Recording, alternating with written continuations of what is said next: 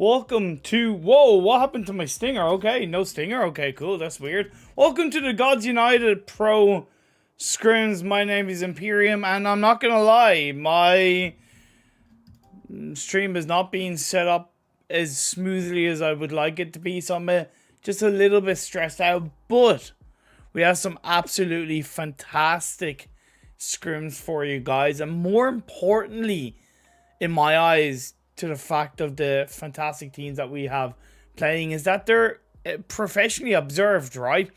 So what some people might not always be aware of is that observing teams have to be trained up, right? They have to be kind of trained up in terms of, you know, players to show, what to be switched to, the angles and all that jazz. And part of, you know, training them up is actually to, you know, have them observing scrims and have all this set up. So I'm extremely lucky to be able to bring you these scrims that are professionally observed. So all I'm doing is I'm literally casting from a clean feed, right?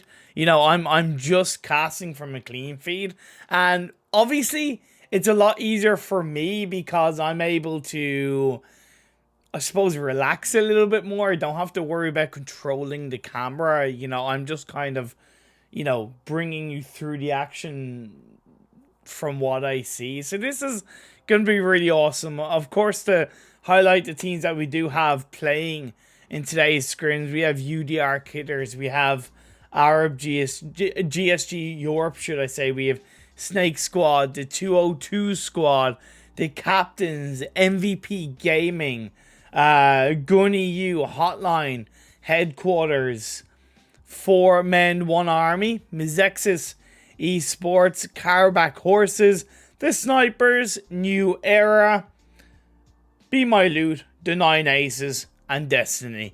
And you know what I like is that, you know, it's obviously better practice for me as a caster, right, that is used to observing a professional feed and casting based off a professional feed. Now, the fact that I'm doing a solo is obviously not, so to speak, ideal, but it is what it is, and you know, that's all we can do about it. I'm waiting for the first game to start. We have 4 games for you guys. We have Erangel, Miramar, Sanhok, and then ending on Vikendi. The stream is live. There's no delay on my side, so I do see the comments a little bit kind of more direct than if I was streaming as well. Hello to everybody out there, Papones, Razvan, Yakani, and of course everybody over on Twitch, because I'm streaming on both Twitch and YouTube. See that there is a lot of love for Arab GSG, or GSG Europe, should I say. Maybe the mistake I'm making with Arab GSG is the fact that they do have Middle Eastern team, or they're mainly Middle Eastern based, and then they have an EU squad as well. So I need to remember that it's GSG Europe in these scrims. You have Gunny U being featured as well. Hello, Six God. How are you getting on? And yeah, this is going to be pretty awesome. Again, I'm just waiting for this first game to start.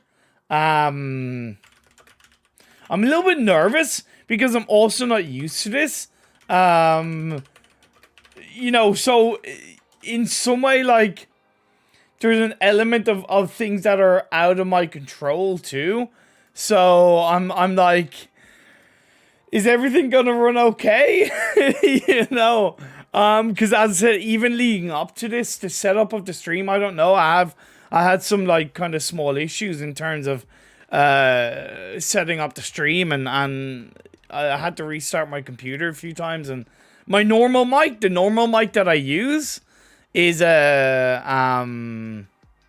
normal mic that I use for some reason isn't working in some way, shape, or form, and I don't know why. So yeah. PRZ, ImPERium, do Godsend still have a PUBG mobile team?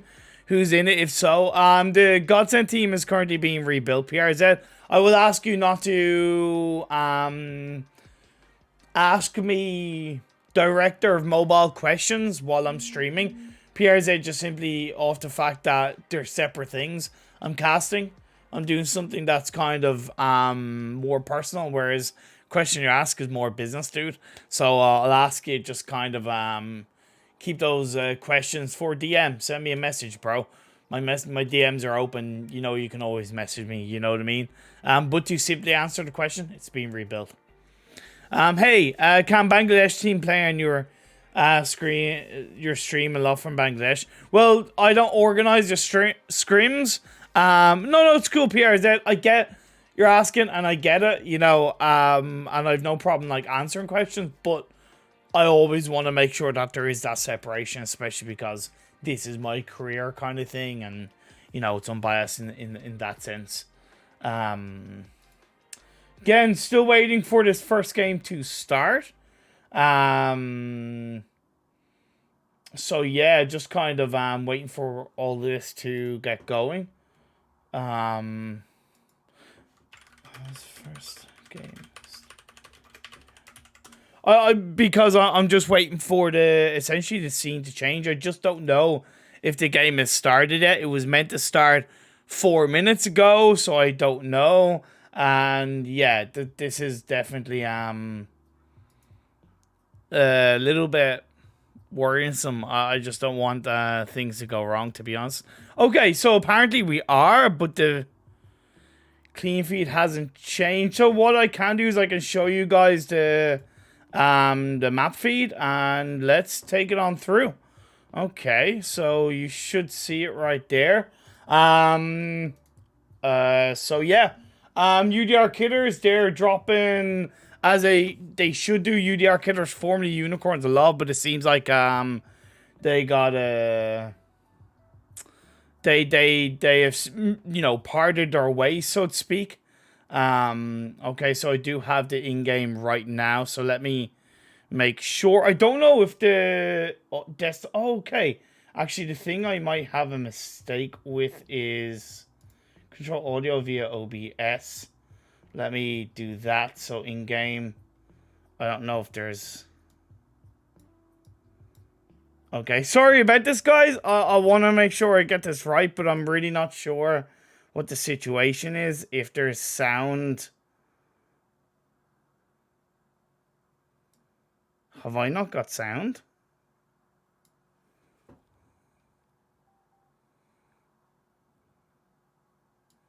Is it just me, or is there no sound? Okay, this is really weird, because I really don't know if it's just me or if it's okay,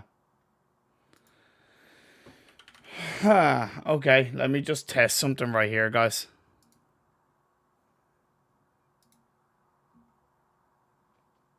Okay. Now there's sound. Okay. Cool. Perfect. The thing is, okay. That's something I need to fix on my side, actually. Which I will do for the next game. Because obviously... Actually, I'm going to do that. I'm going to do it right now, guys. Sorry about this. I really am. It's just I want to make sure it's right. And in my eyes, it's not right. So, let me just try and fix this. Let me actually... I'm going to actually remove this because what I want to do is I want to... Okay. Some of the feeds, some of the camera views don't have clean feed. Okay. Cool. Let me just set this up. Full screen. Okay. Now, there should be... Okay. This hopefully should be better. But some things don't have audio. Yeah, I need to try and sort this out. Sorry, guys. It's obviously taking a little bit longer than I would like. I see sound from some of the things. There you go. Okay. This is definitely something I need to get used to. Yeah. Okay, something I definitely need to get used to. Cool. Okay. So, the phase 1 circle, by the way, was southwest. You can see, the side of,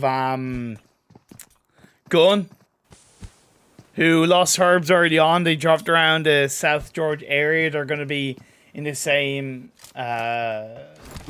city as, 4 men, 1 army.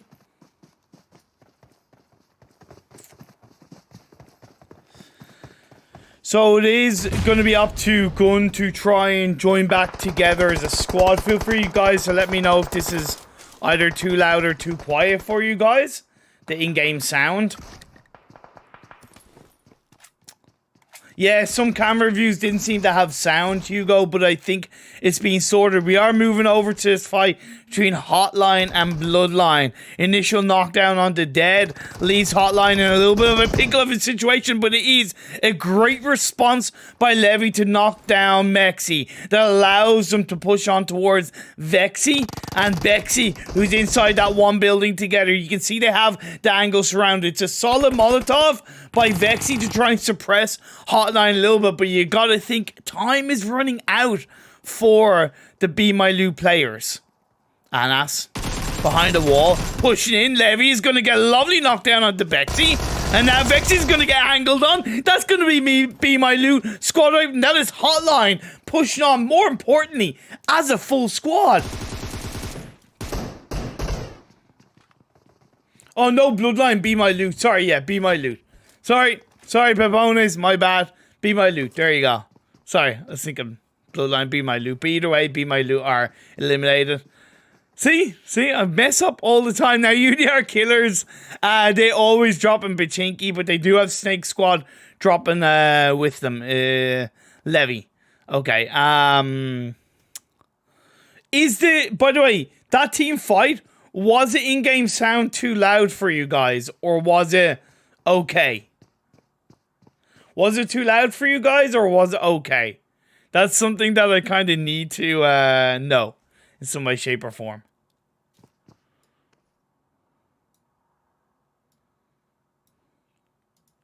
In-game sound was good. Okay, cool. I feel a little bit happier, and sorry about this, guys. So, Snake Squad, they are in Pachinki with UDR killers. Good few teams are starting to move into the circle. That is one thing to think about. We have, looking at other teams, we have Headquarters sending Ida a little bit more forward across the western side of Pachinki Hills. Looking pretty good. New Era doing something from the south of Everest terrain. But right now it is really all about this team fight in UDR Killers and Snake Squad. In theory, Snake Squad have... Well, actually, no. Both teams have a possible area to disengage. I would say UDR Killers have an easier disengagement because they can backtrack to the southern side of the city and kind of be avoided by the houses, where Snake Squad, if they look to disengage, they're kind of in the open outside the north of Pachinki. So I do think for now, Snake Squad might have to stay where they are. Smoker, Leader, Araf, and Nero. Let's see what can happen. Destiny and MEZEXIS.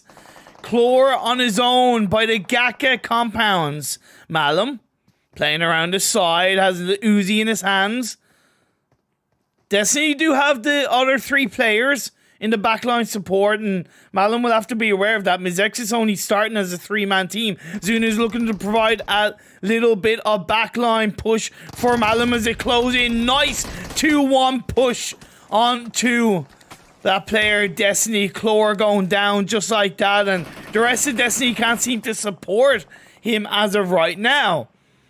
Crimes takes a good bit of damage, is going to suffer a little bit of the wrath of MEZEXIS playing pretty well in that Gaka compound. And it's important, right, for MEZEXIS, because if you push Destiny back, not only are they holding on to Gaka compound in a much stronger way, but they're pushing Destiny towards another team that could and be fighting for that kind of south of Everest terrain. So really good stuff from MEZEXIS.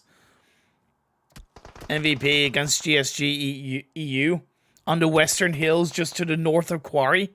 It's a pretty solid area for the start of this game. That's why both teams will want to in some way hold on to it. MVP do have to be careful of kind of what's behind them. But this area is definitely open. You can see the map on your screens. Phase 2 is about to pop up. Where will it go? Where will it go? It's going to shift up northeast a little bit. So a good chunk of that southwestern phase 1 is out of contention. That river is a little bit in play. And it does put Headshot Hills right in the firing line. Nice shots coming out from Rafik of our GSG to get a knockdown onto one of the MVP players. Will they look to push that off the back of the phase 2, shifting more northeast, realizing that, hey, not only are we closer to the edge on phase 2, but we can actually capture more kills. MVP recognizing that it's not really worth trying to save Sensor, right? We can just get the hell out of there, avoid the rest of GSG Europe, and we can push in. So that's overall good stuff from both sides. Good stuff on both sides. Looking over to the Pachinki fight that's raging on. See, UDR killers have been able to capture a kill onto one of the Snake Squad players. Leader goes down early on. Pocus, such a strong player.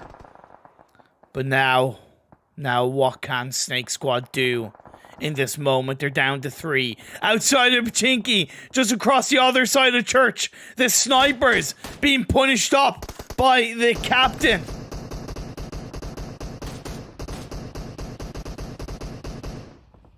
The captain's looking pretty good, getting a double knockdown for now. Very happy with how they're playing this one. Senzo does get confirmed by Rafik. Job done. A point in the favour of GSG Europe. UDR killers not letting this one up in Pachinki. Who's going to benefit from this the most? I would overall say UDR, but at what cost for themselves coming into the late game. Nice play by Aldo to confirm on the hammer. The last player, I believe the last player of the snipers, is just looking to move away, but he's looking to go into the open loving arms of headquarters. Again, kind of rotating a little bit late. He's going to pay the price. Smoker goes down. Poker's one of the best close range players in Europe, doing some absolutely fantastic work, and now he's finding Alaraf on the other side of the building, on the outside by the side of the wall, sending on over the other side. Nice play by Althrop. Oh my lord, with the sliver of health he holds on for dear life, but I don't know if he's gonna have the time to get any kind of heals off. He jumps out the window. It is gonna be Ulysses pushing on in, and now Nairo, he's back in line, he's back on track, but he is further away, and Sebi is going to get revived up by the rest of UDR killers. Can Nairo reposition and try and punish? Red zone's closing in. This is going to get damn hairy. Could we see some of these teams punished by... Could we see some of the teams punished by the red zone? We'll have to wait and see. That Saya goes down, and that's going to be the end of the snipers in the early parts of this game. Headquarters holding on to their buildings inside the circle. Ida, I believe, was one that took... No, it wasn't actually Ida. I believe it was... yeah, maybe Jammers are powerful, but either way, good stuff from headquarters. I love the fact that UDR killers haven't actually kind of confirmed the kills on the Snake Squad. They kind of focus on taking down the last player Snake Squad, but Nero comes in. He gets one, but can he get the other two?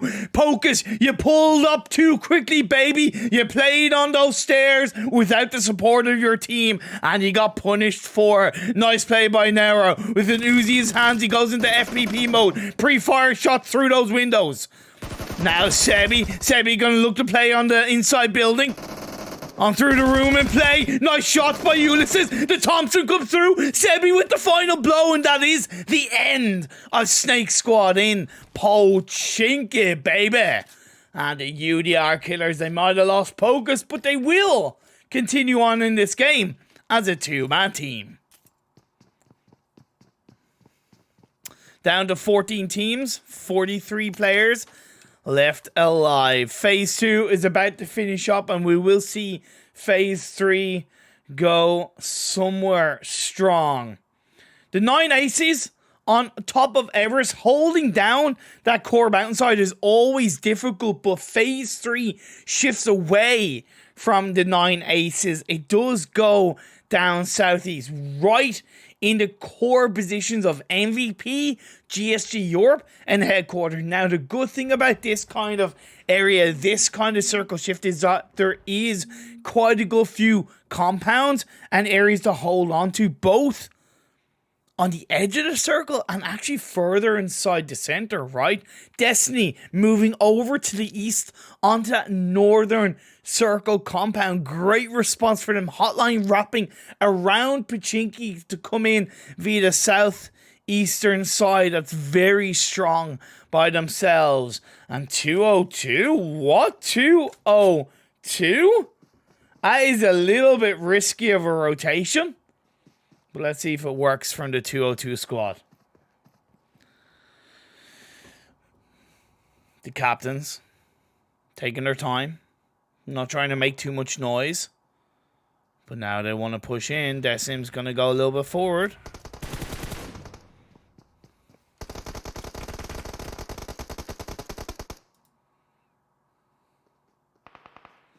Okay.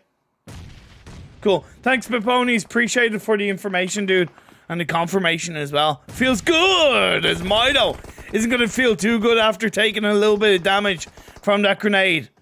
Bong Miz is going to get knocked down by one of the captain's players. And this could be the time for the captains to strike. But the thing is, 202 squad, they do have players positioned pretty nicely. So it's not as easy as you think.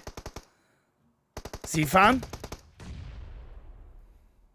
That's not the Z-Fan from NA, as far as I know. But either way, Rhodey gets knocked down by Mido. That was the kind of other angles of the 202 squad players working in their favor. Returning the fire, returning the shots.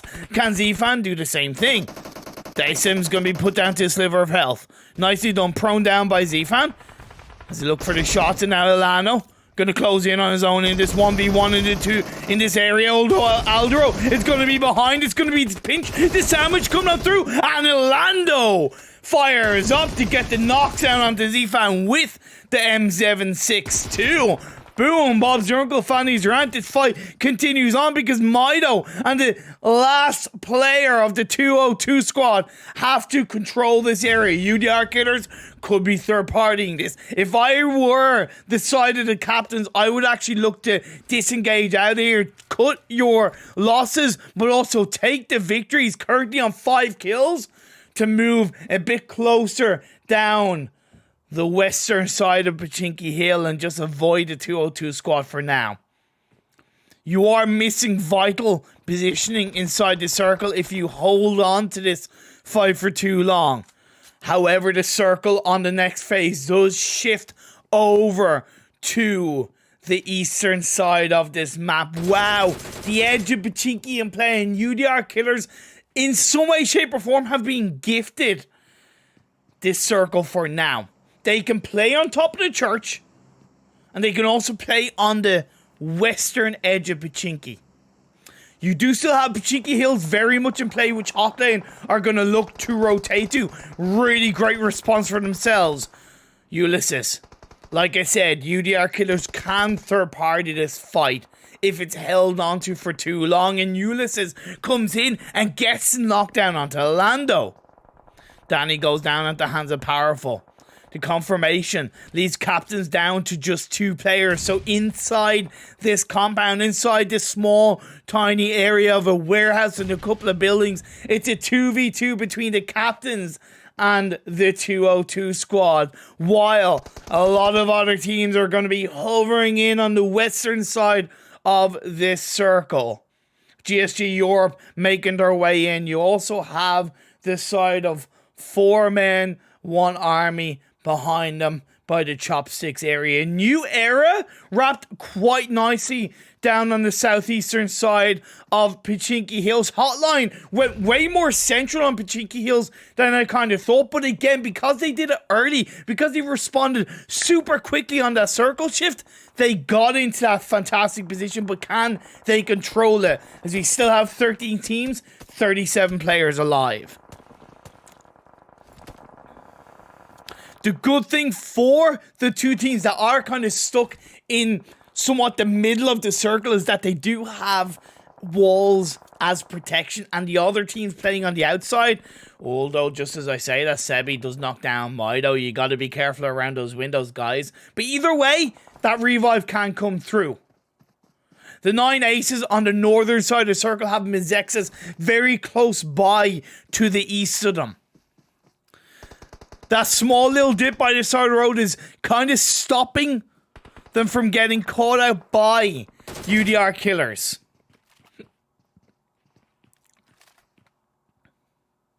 New Era onto our GSG, or should I say GSG Europe. There you go. I told you I'd make that mistake. Told you I would make that mistake. The 9 Aces. So playing on the low ground of the northern side of this circle, it's just that little low ground dip by the side of the road that you're able to utilize in your favor. MEZEXIS has one of their players knocked down. Zun 77. Can he crawl to his teammates? Do.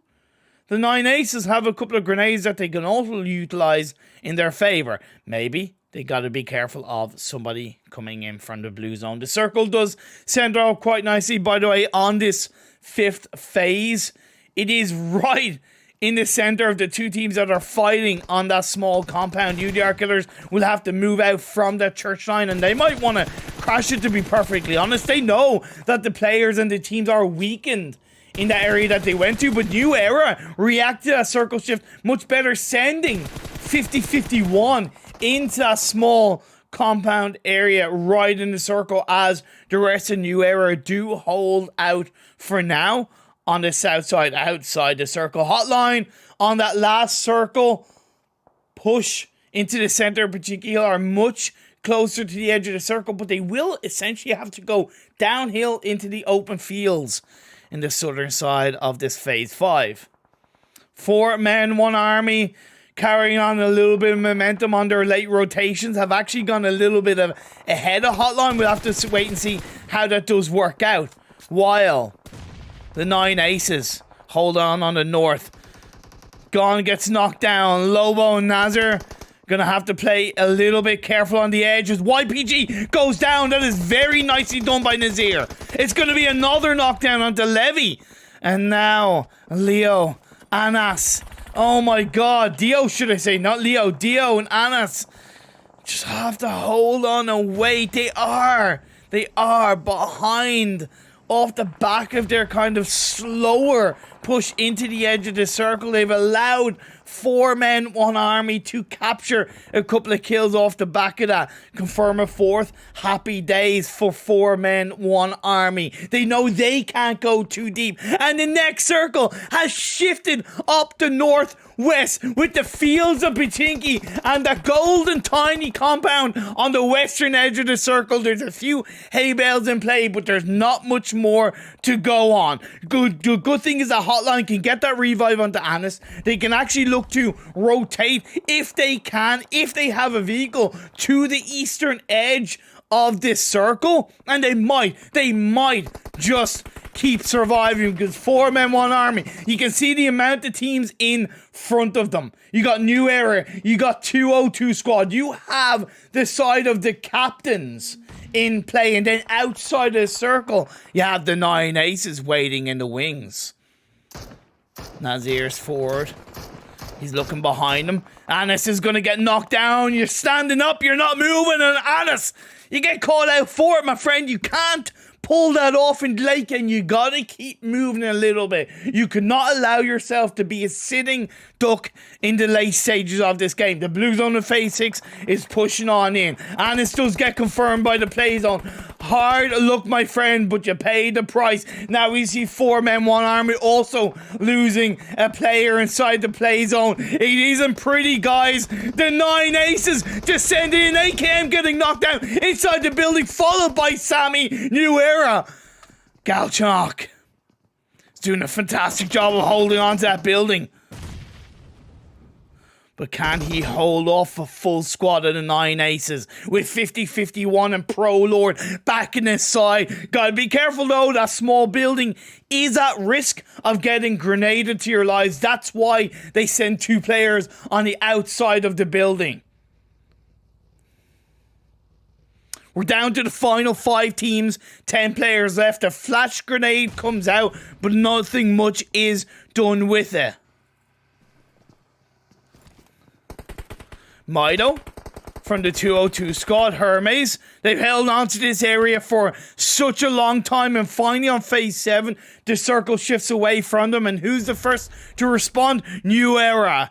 Rapey knocks down Hermes. It's going to be another grenade followed by another. Leaves Mido on his own. Like I said, you're stuck inside these houses. You are at risk of those grenades. A 3-man team of the 9 aces doing a lot of work coming in on the outside of the circle, but they still have to push in ahead. And who's going to be waiting in front of them? That's going to be the lovely New Era. Really good stuff with Pro Lord. 50-51, leaving Galchok inside the circle. Nice sprays coming out. Aldro's going to get knocked down, but is Galchok going to have to provide that level of support? Takes down the 9 aces. 3 teams left standing. New Era up on 9 kills, and they're 50-51 on one side of the edge of the circle. You have Galchok on the other side of the edge. Mido is looking to heal up, trying to pull off that battle, but it's phase 8, man, and he isn't really gonna last that long, and I have a pretty damn strong feeling that this game 1 is going to go over to the side of New Era, baby. How many more heals has he got? How many more first aids? That is the question. I don't think he is enough to last 20 plus seconds, plus another circle, plus all that damage. It's ticking down, it's not getting any easier, and it's a well-deserved win. It is a lovely knockdown by Mido. Can he confirm that kill? Take away a point? Not quite just yet, not quite just yet, not quite just yet. And he doesn't get the point, but it's a valiant effort nonetheless. A New Era close out game 1 with 9 kills. The 202 squad, they were one of the first teams in that compound, and by God, did they try their best. They only got 2 kills, but they still held on until the bitter end. The captains as well, yeah, they kind of did a little bit more, getting 6 kills and 3rd place, but still absolutely fantastic result nonetheless. Man, what a way to close out that first game. Absolutely fantastic. I was not expecting such circle shifts, to be honest. Overall, I was not expecting such circle shifts. And it kind of really speaks to... Yeah, it kind of really speaks to the RNG level of PUBG Mobile, where you're just kind of really not sure what's going to happen. And Hotline, you know, the first couple of phases, they rotated absolutely fantastically, but, you know, they stopped. When they got onto Pachinki Hill, they stopped moving on that next circle shift, and we had 4 men, 1 army go ahead of them, and that kind of thing can't happen. You know, it just really can't happen, right? You gotta presume that a team can go ahead of you, right? You can't presume that you will have control moving into the circle, right? If you don't move. If you move, you're able to prepare, you're able to see, and you're able to stop a team getting ahead of you. But if you don't move and you kind of become a scarecrow in the fields, a team's just gonna roll on by, man. They're not gonna look at you just kind of standing there and go, okay, we don't want to go near them. If they're happy to kind of go ahead and get a position in the circle and stop you and gatekeep you, you know, that's what they're gonna do. And You know, this isn't even the absolute highest of competitive gameplay, but that's standard. It's overall pretty standard. But either way, fantastic game one nonetheless. Yeah, I did have the right text, but still, absolutely great stuff. Whew, boy, man, yeah, GG, well played. Absolutely solid stuff. So I am gonna go for a break, guys, and I will be bringing you game 2 fairly soon. Let me just set the timer for you guys. I don't know exactly when it's going to start, but I'm gonna set an initial timer, and if it has to be increased, it will be increased. If it has to be decreased, it will be decreased. So on that note, guys, I will see you guys in about 6 minutes.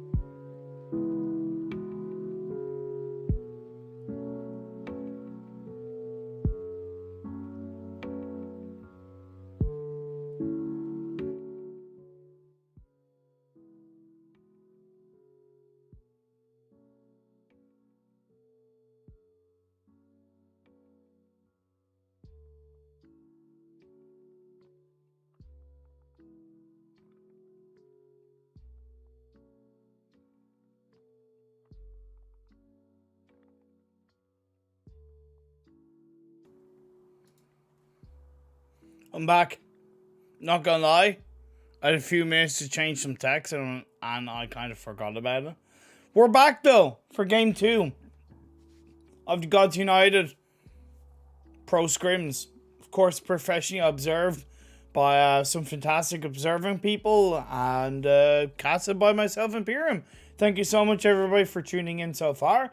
As always, if you have any kind of feedback on the observing, please feel free to kind of let me know so I can kind of pass it on, because these are observing people and observing teams who are essentially practicing and, you know, getting better in terms of for upcoming PMCOs, etc. So I think it's always valuable if they have a little bit of direction, and I'm the first to kind of throw a bit of feedback their way as well. So it's always important. So if you have any feedback yourself, feel free to let me know. Hope you're all enjoying the games. Definitely a pretty damn good game 1 in Erangel that was won by New Era. It was overall fully deserved. I feel like they pushed it at the right time in those buildings, and they also kind of had the one player Galchok that pretty much all the time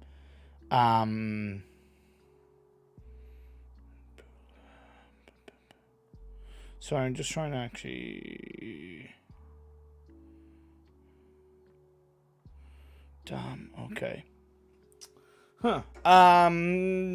Yeah, who always seem to kind of be ahead of the curve in terms of the very late circle shifts. So definitely solid stuff indeed. We should be starting this game 2 very, very soon.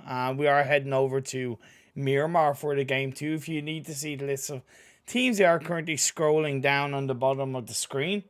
So yeah, it's going to be pretty good. Hope I'm not having any. Okay, yeah, cool. Okay, so we should be getting ready very, very soon indeed. Feel free to, of course, throw your love out there for any relevant team that you are supporting in these scrims. It's always good to know. It does seem that there's a lot of love for GSG Europe out there, which is, hey, you know, absolutely great. How are you doing, Sean? Are you well, dude? Hope you're getting on, my dude. Hope you're getting on well.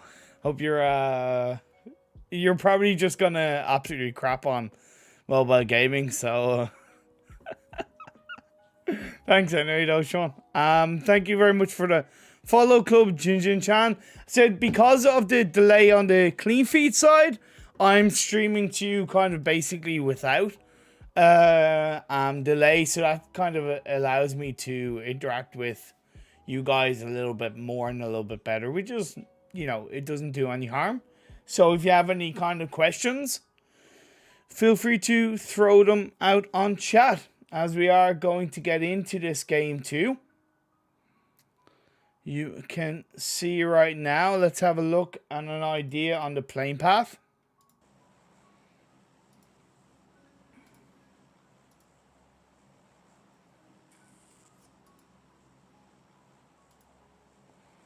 Okay, just turn the music down. I've absolutely no idea what the playing path is like. There you go. Playing path is a little bit north, going from going from Impala all the way over to La Cabriera. So it does make it a little bit more difficult for the team to hit kind of Chumacera, La Jolera area. Monte Nuevo should be pretty handy for UDR killers. They like to go there. What I love is that it doesn't seem to be a team going to Minas Generalis. I absolutely hate that area, to be honest. But yeah, hotline dropping down in Puerto Paraiso. It's always been a kind of a stronger spot for teams to drop. It seems like Snake Squad are going to do the same thing, so we could see 2 squads in that one area. The captain's going to be dropping towards Los Leones. What I find interesting is that, and don't get me wrong, it's a northern playing path, but a lot more teams are heading up the north side of this playing path than expected, right? El Azahar isn't normally an area that is, you know, heavily utilized by a lot of teams, but it's great to see here. MVP dropping in there along with the 202 squad.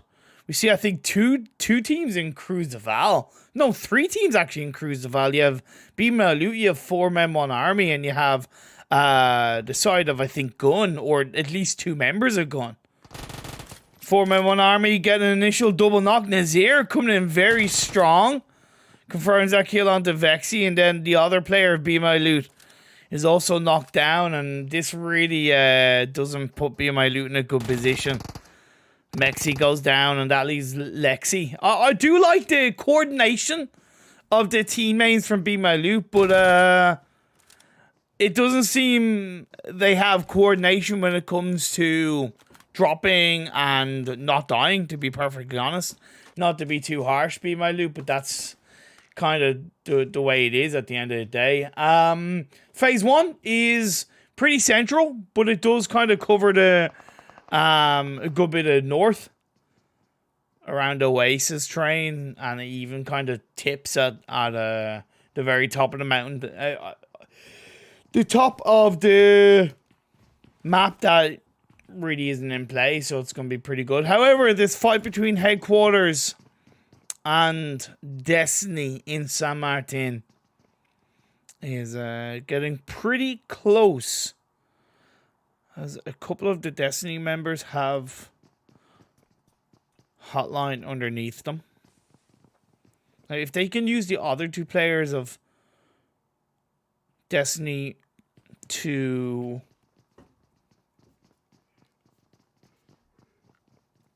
provide that backline support, that would be kind of very valuable for Destiny. Headquarters do have Jamas further back as Core gets a lovely knockdown onto Turkey to begin with, followed by Powerful. Crimes is actually committing a crime. It's a triple knockdown, baby. And who needs the support when you have that solo player? Crimes just push on in and out. Jamas makes his way across. He's gotten rid of 3. Can he find the last? He doesn't have time to get the revive also. It's all up to him, baby.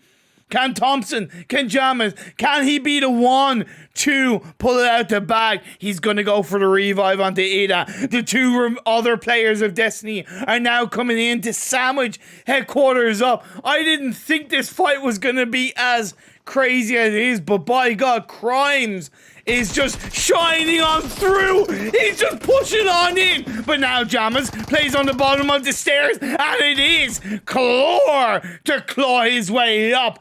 And a well-deserved squad wipe for Destiny. Single-handedly off the back of Crimes. Realistically, that triple knock by Crimes was integral to Destiny surviving, because you gotta realize that up until that point, the other 2 players of Destiny were further back. There's no way Crimes had have not gotten that triple knockdown through. That Destiny would have been down to 2 players most likely.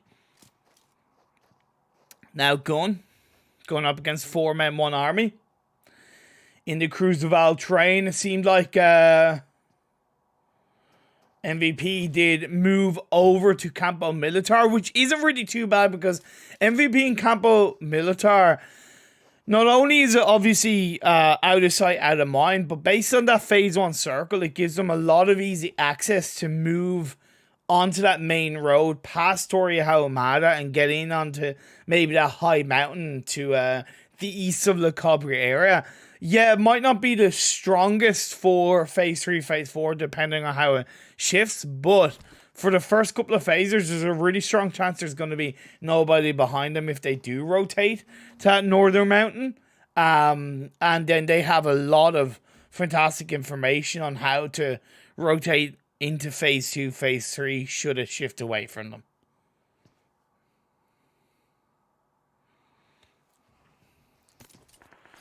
After that crazy fight that we had a few minutes ago, it's nice to have just a little bit of a calm down.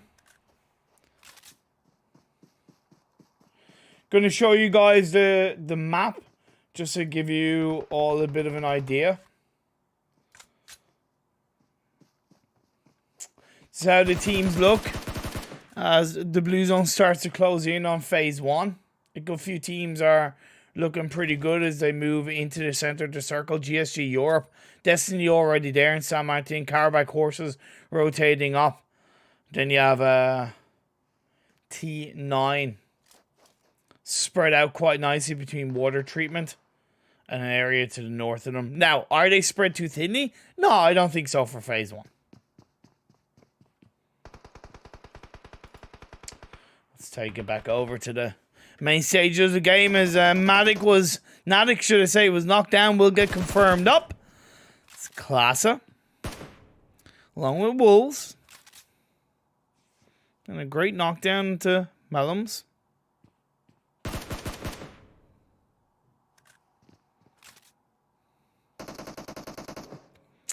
Of course, they're around this small graveyard area of Cruzeval. It's always a little bit difficult to maneuver around effectively. That's why a good few smokes got thrown out to confirm that revive. Nazir of a 4-man 1 army is doing a pretty solid job of holding on to a backline, but you know, I worry that if he peeks a bit too deep, he's going to get knocked, and if he gets knocked, yeah, okay, Lobo is a little bit close by, but I know.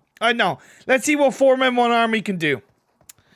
They're still up as a full squad, so they, across the board, have an advantage in that sense. But we all know what Gun can do. Class is prone down in that building. Wolves is going to try and put a little bit of pressure onto Gone. And Klasa does peek up. He gets taken down to below half health. He's going to go up into that building on his own. And I think he should wait it out. Klasa jumps out of the building. Going to go wrap around on its side. Now, it is going to be 2 against 1. But does Klasa realize this? Going to play on that dilapidated Druk. Mallows him. And Gone.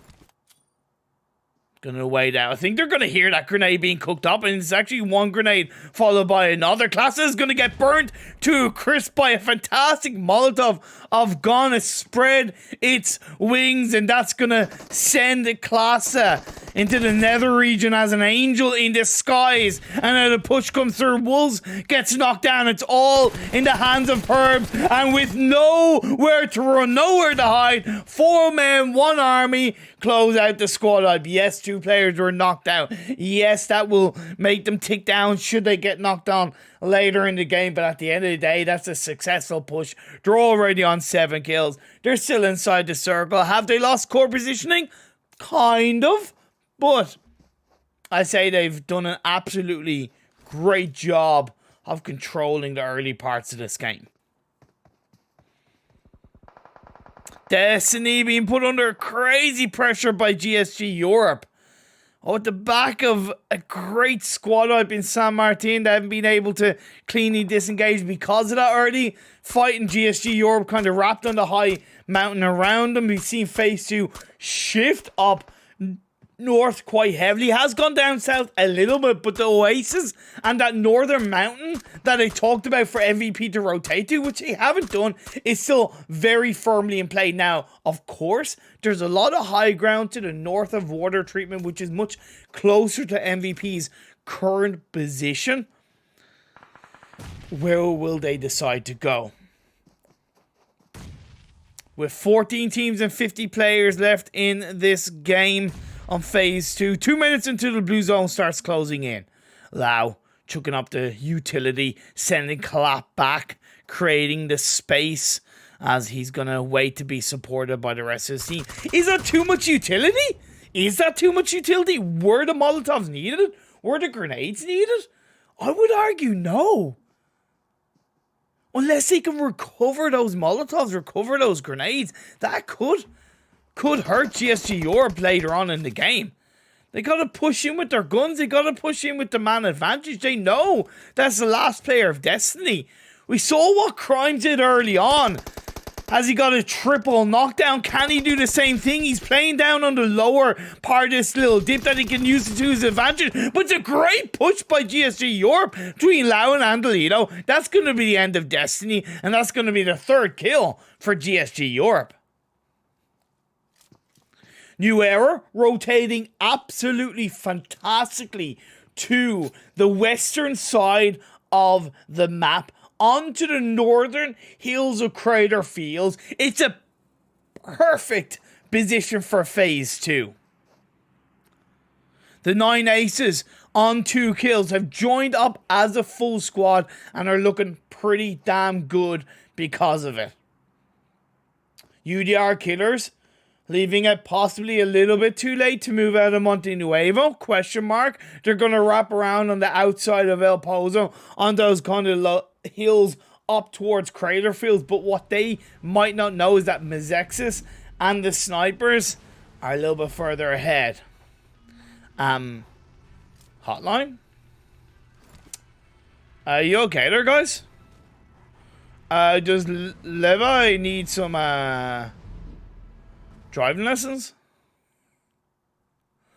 Can I have a tow truck, please? Down by La Badita, please. A tow truck. Call AA, which is the recovery service.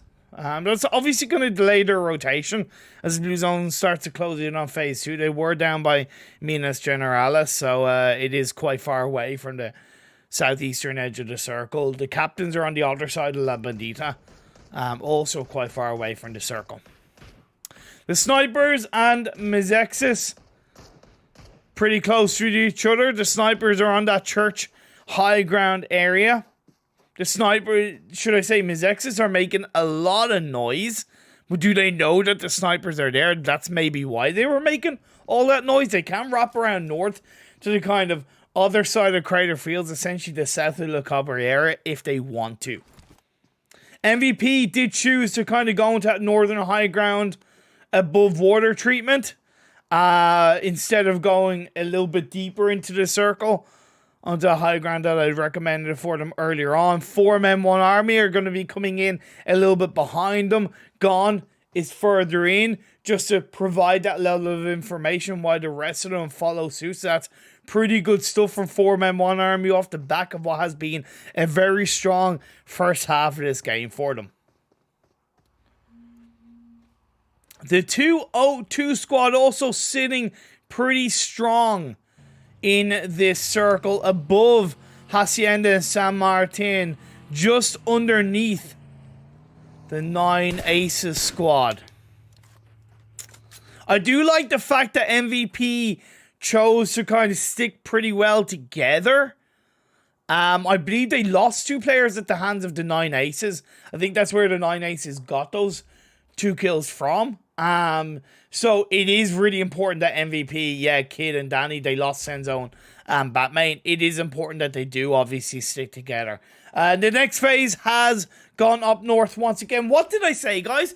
I don't want to call myself the Circle God, but phase 3, that high mountain to the east of La Cabrera, still in play. Now, I wasn't expecting such a northern shift where Oasis is firmly in play. The ability to rotate to that area for the 2-man team of MVP is perfect because as a 2-man squad, they can play around the Oasis buildings and just kind of stay really safe, out of sight, out of mind until phase 4 pops up.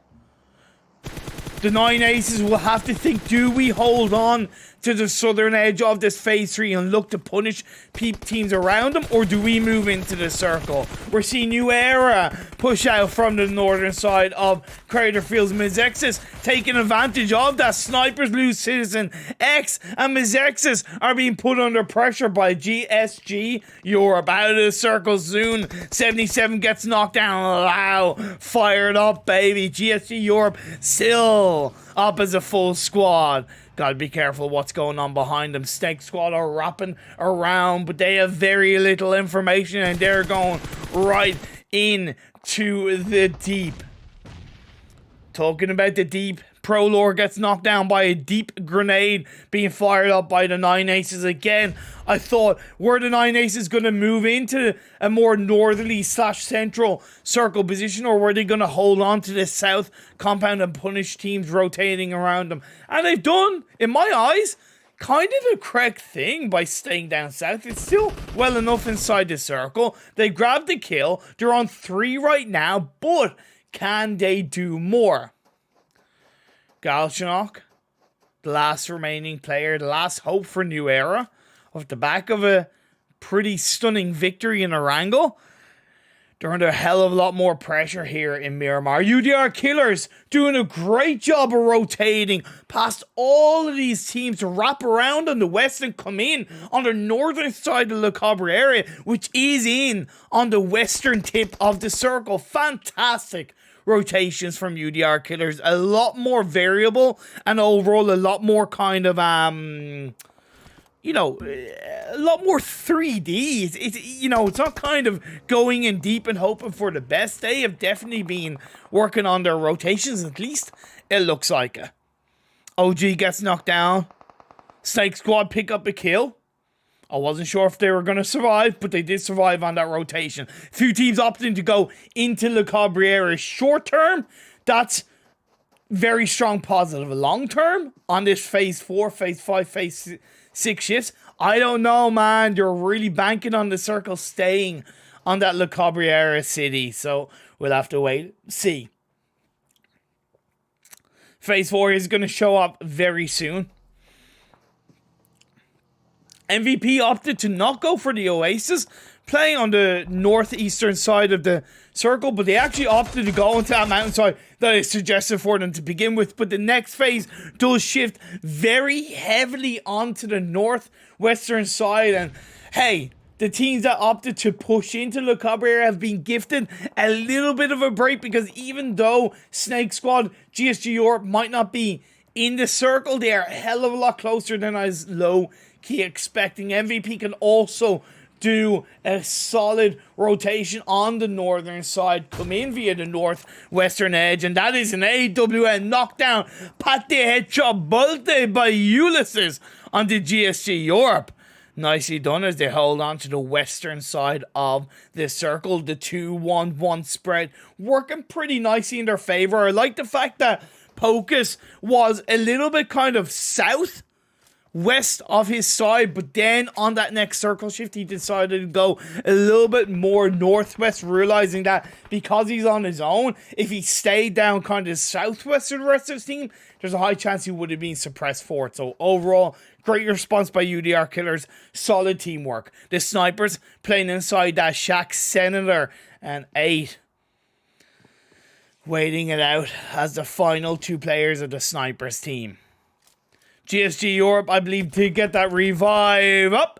Senator is going to take a decent chunk of damage. If I were UDR Killers, I would think about closing out this team fight, because it's not going to get any easier the longer you leave it. Because if you leave it much longer or until phase 5, there is a stronger chance that you could get kind of third-partied on that push. So if you're confident that you can kind of close it out now, go for that fight right now. They continue to put the pressure onto 2 members of the snipers, but without getting any of the knocks, just allowing the snipers to survive for longer and longer, and that's where they are opting to push a little bit further. Snipers realizing that, hey, we can't survive for too long. Pocus with the spray. He gets a knockdown onto Senator, and that leaves 18 very low in health. He's going to get sprayed up, and he is going to be a return knockdown onto Pocus, baby. Molotov being thrown out. Smokes by Yumi, just to try and keep Pocus in the game. If you can keep your team up as a full squad for longer inside these circles, you're looking pretty damn good. But the next circle shifts and it kicks these teams in the ass because it goes up northeast. It is pretty much dead in the open. A few high areas on the northeastern side of the circle, but by God, you got really kind of nowhere to run, nowhere to hide. And it's not going to get any easier. MVP as a two-man team looking to camp out these players and camp out these teams. Danny takes a decent bit of damage though. He's going to have to take a step back. He's only got 7 bandages. He can't take too much damage, my friends. Push the captains back, allow them to fight against 4-man 1 army, and then pick up the pieces as time is ticking down for a number of these teams. Looking as well for the likes of the 202 squad. Looking at the 9 Aces. How are they going to enter the southern side of the circle? And Snake Squad can't seem to catch a goddamn break with these circle shifts. They are even further back. GSG EU have sent 2 players in, but Angelito is going to get knocked down by Sebi. That's a good push. It's a good start once again for UDR Killers. Another knockdown onto Loud. That's going to be a double kill. That's going to put GSG Europe under a hell of a lot more pressure. I believe it leads them down to just 2. As MVP, waiting, holding. Nazir of 4-man 1 army is in the eastern edge of the circle. He's got a decent bit of health. He's got a level 3 helmet as well, baby. It might only be a level 1 vest, but with that level 3 helmet, he can kind of peek his juicy little head out a little bit more at less of a risk.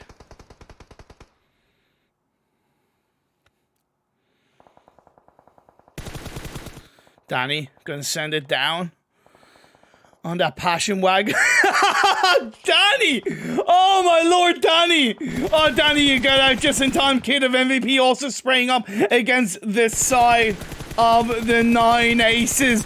Sprays coming through, prone down by Kid. I believe Danny did get knocked down, so Kid is left on his own. The circle does center up between a lot of these teams. UDR Killers are going to survive. The 202 squad got taken out. Snake squad got taken out. Sorry, the 202 squad do still have Mido left standing. My apologies. But GSG Europe got taken out. As I said, Snake squad got taken out. New Era do still have Galchinok left standing. And then on the south and the southeastern side of the circle, 4-man 1 army. Nazir chucking out a grenade. Is that going to be a Kobe? So close yet so far. And Kid realizes that. He prones down. He has one team on one side of him. He has another team on another. And he has to be very careful how he plays around these. He knows that there's a limited amount of grenades. And it is Kid clutching it up against Nazir on the low ground. And that's where you expose your body a little bit too much. And you might have had a level 3 helmet, but that level 1 vest didn't do any work for you, Nazir. Nice job by Kid. Great response. He's only got a second until Blue Zone starts closing in.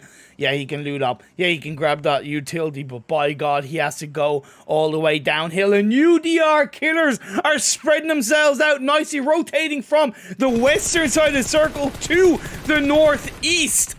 Recognizing that they can get that little bit of an advantageous position. It's a lovely response. Sebi turns, flicks, takes out Kid, and MVP go down. We are left with 3 teams on the board. The captains, UDR Killers, a new era. It's a lovely knockdown by Yumi onto Baru. That same is left standing. Smokes are being chucked out. Even a drop is going to be gifted onto UDR Killers. That is recognition of how good of a game they've had. The just rewards for their just desserts. It's another kill. It's another squad wipe. It's kill number 15 for UDR Killers. And they're looking for the final player. They're looking for the last one standing. But Galchinok, he's behind the wall. He finds one, but he doesn't find another. And Yumi cleans it up and grabs kill number 16 for UDR Killers. Finishing it out on the chicken dinner.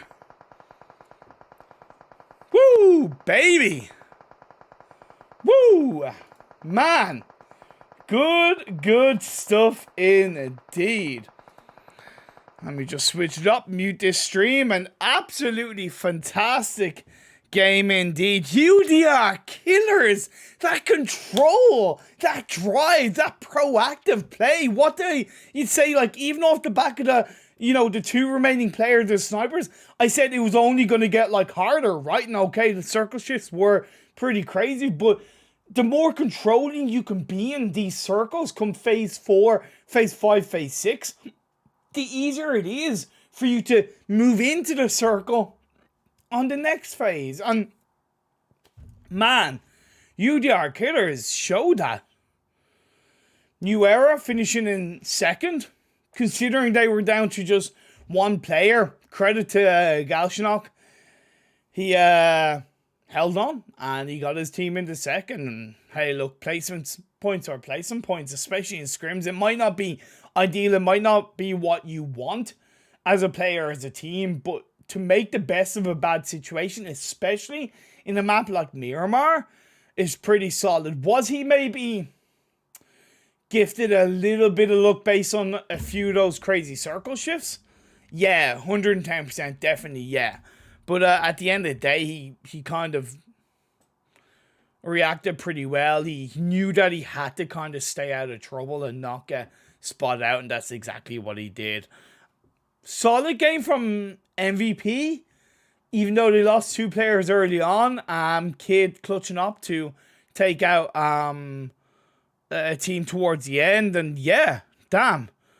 So again, another solid game. It's also great to see a circle ending in that kind of area, because it's so rare we see like kind of a Le Cobre area, east or west of Le Cobre area finish, right? It's so rare, and it was great to see kind of the amount of teams that adapted pretty well. I did think sticking into Le Cobre area was always going to be in the long term very tricky, and that's where I did end up punishing GSG Europe and Snake Squad.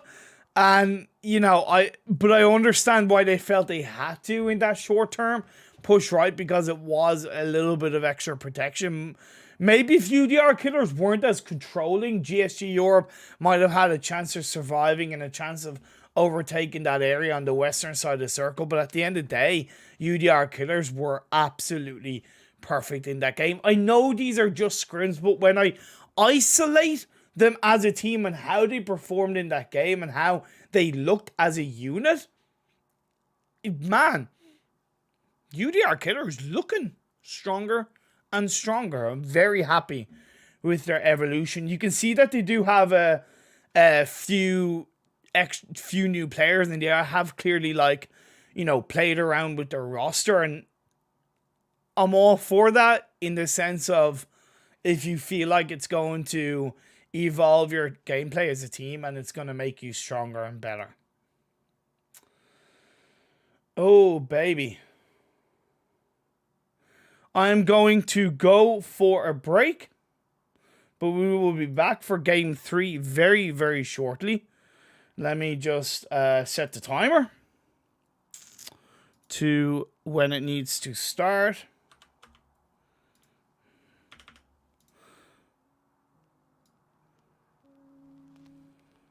Okay, and let me just make sure that I have the right overlay in play.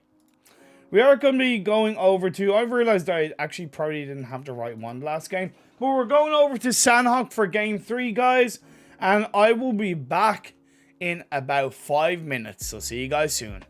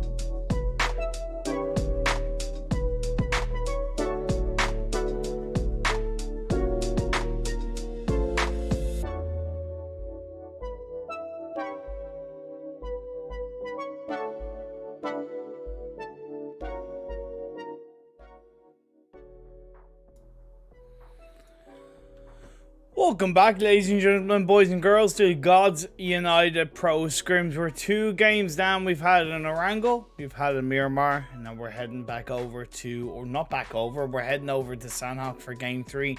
Again, I hope you guys are enjoying the broadcast. Thank you very much to everybody for checking out and for tuning in. Again, as you all know, these are essentially professionally observed. I'm working on a clean feed. I don't need to worry about controlling the camera. It's a lot easier for me to cast in that sense, and I thought that game 2 was a little bit smoother, and I hope you guys enjoyed it. As always, if you have any feedback for my casting, feel free to let me know. If you have any feedback on the observing, also please feel free to let me know.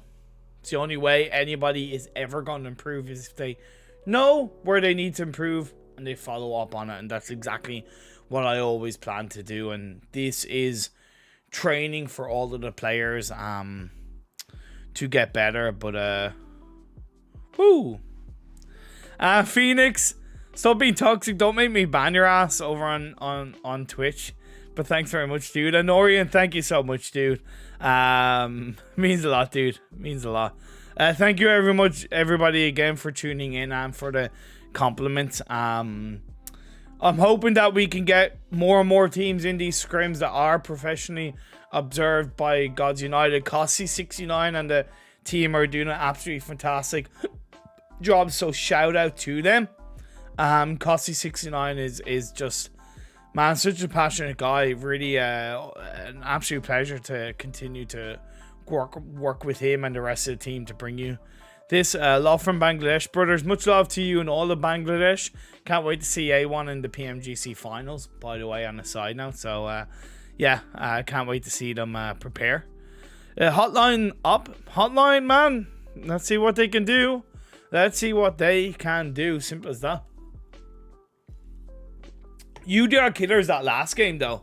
UDR, I don't think I've ever seen, bar I think the EMEA League, when they got an insane Miramar game. And don't get me wrong, Miramar has always been a map UDR killers have been able to perform strongly in, but I definitely wasn't expecting such a game from them. The level of control, the level of proactivity, and how reactive they were to these team fights and to these teams were a force to be reckoned with. And at the end of the day, they close out that game as a full squad. And it also to show how important it is, even though we had MVP doing well with only 2 players and New Era finishing in second with just 1, it does show overall how important it is to have a full squad up in these Miramar games. And I know that might be stating the obvious, but I think it's a little bit undervalued overall. Of course, it's all about what you do with that full squad, so that is something to be aware of. But when you do have the full squad, when you have that extra body, the extra pair of eyes, the extra mouth and ears, you know, it can really have such a positive impact on how the whole team plays, controls, and at the end of the day, grabs more kills for their worth. Much love to you, Nitro Gaming. Dankeschön. That's my little bit of German. But we are into this game. Let me just unmute. Switch on over to the in-game scene. Let's get this show on the road. We see Sanhok has a plane path that is a little bit north, going from the west over to the east. But again, like Sanhok, you can get to pretty much wherever you want in this map.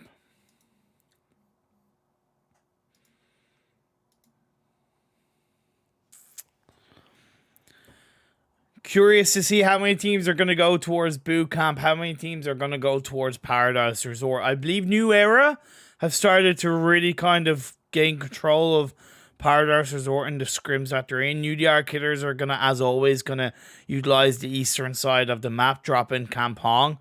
I like the fact that Gun are dropping in Mong Nai, because I think Mong Nai is a little bit of an underrated area. 4 men, 1 army. Going to be just to the south of them in the Camp Bravo train. That's pretty good as well.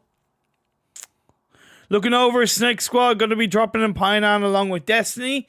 Phase 1 circle pops up. It's going to be quite north. Playing around mainland and the Northwest Island. A little bit of the Southwest Island in play, but in my opinion, not enough that's going to have a heavy impact on these circles.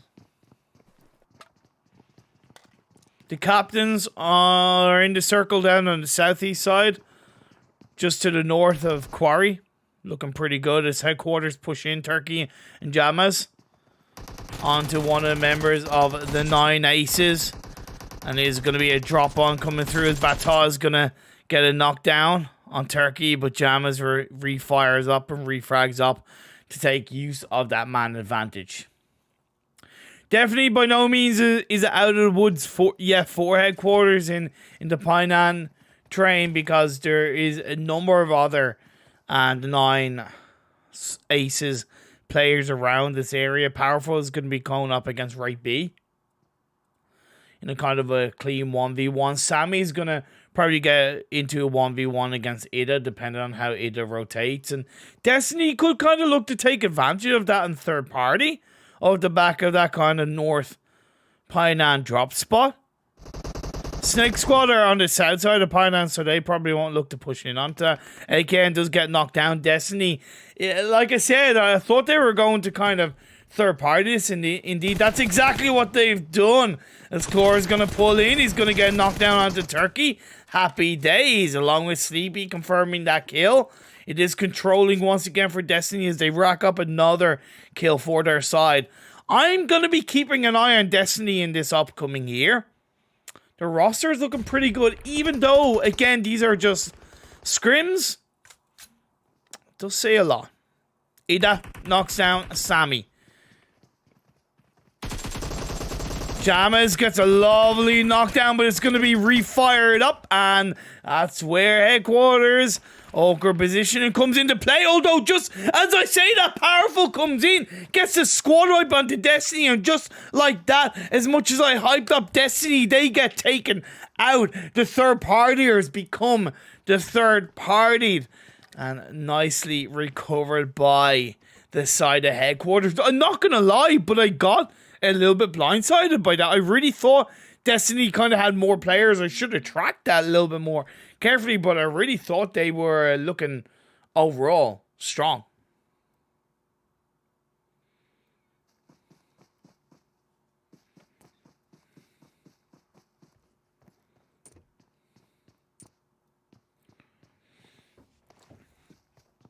Oh boy.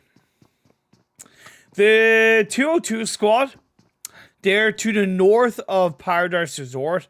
And I don't get why they're getting closer to Paradise Resort. The reason why is, yeah, even though there's a really strong chance that Phase 2, Phase 3 is going to kind of shift down south and we're going to have kind of less that coastal line in play.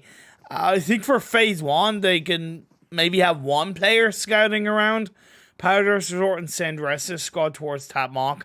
That does seem to be the case as I talk. Maybe I got my knickers in a twist, so to speak, and I presumed the worst.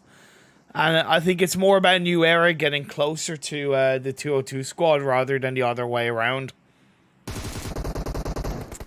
And And it's going to work in their favor as Z-Fan does get knocked down. He's going to get confirmed up. The 202 squad is going to be put under pressure. New Era pushing on in, looking to gain control in the early parts of this game. And even though there's risks to that, I think because New Era are doing really well as like a full squad, and they're kind of playing pretty strongly as a full squad in the early part of Sanhok, I think it makes sense for them to capture a kill and push the 202 squad back, create a little bit stronger of an area and circle. They have to be careful, don't get me wrong.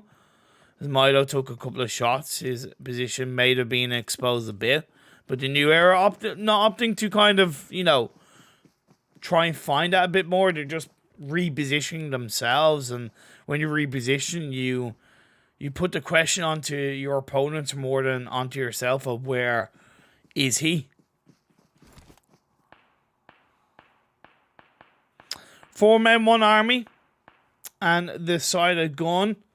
They both drop close by to each other, and as the blue zone closes in on phase 1, and we see phase 2 showing up, they have gotten a bit closer to each other. Phase 2 does shift on over to kind of the northwest a bit. You know, definitely a lot more water to land ratio in play on this phase 2 compared to phase 1. So, of course, that eliminates a bit more land available for these teams.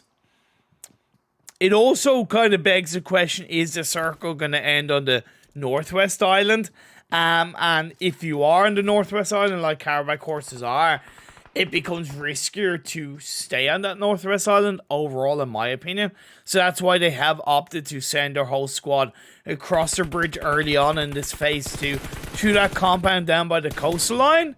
So they can just say, hey, look, if phase 3 does shift still over onto the Northwest Island, we probably have a bit of an easier entry point. So I respect that from KARABAKH horses. There's a lot of action down on the south side of this phase 2 because of that shift. So boot camp is a pocket full of action between headquarters losing a player and GSG Europe controlling the northern edge of boot camp. MVP are ahead of them though on the upper hills, with the side of the captains to the east of them.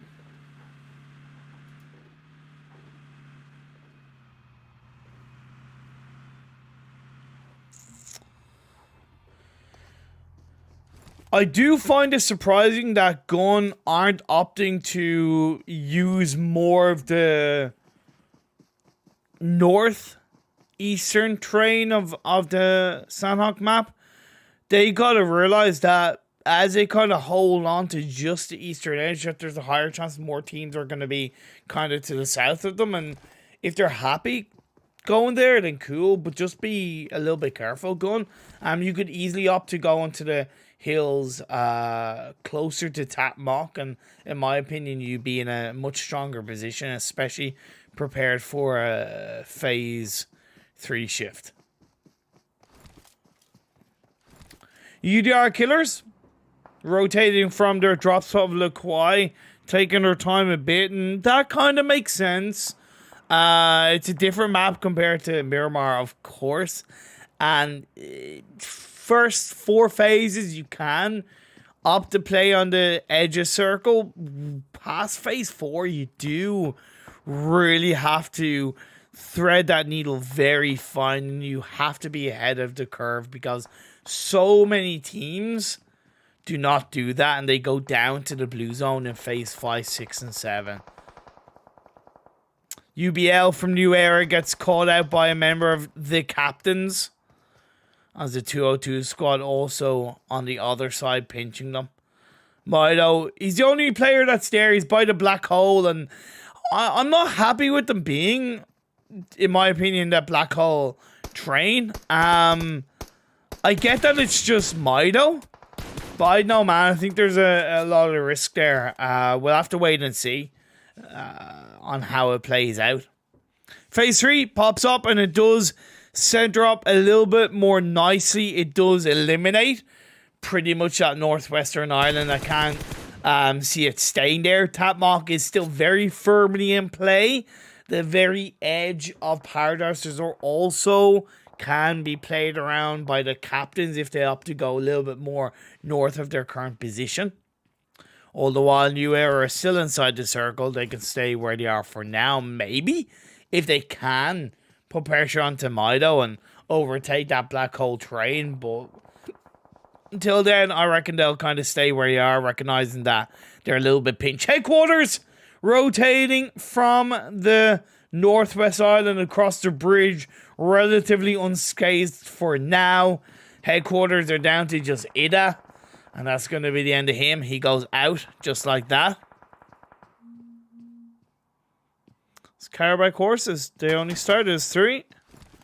And they're still playing inside the circle. This time a little bit more south because of that circle shift. But it is relatively high ground.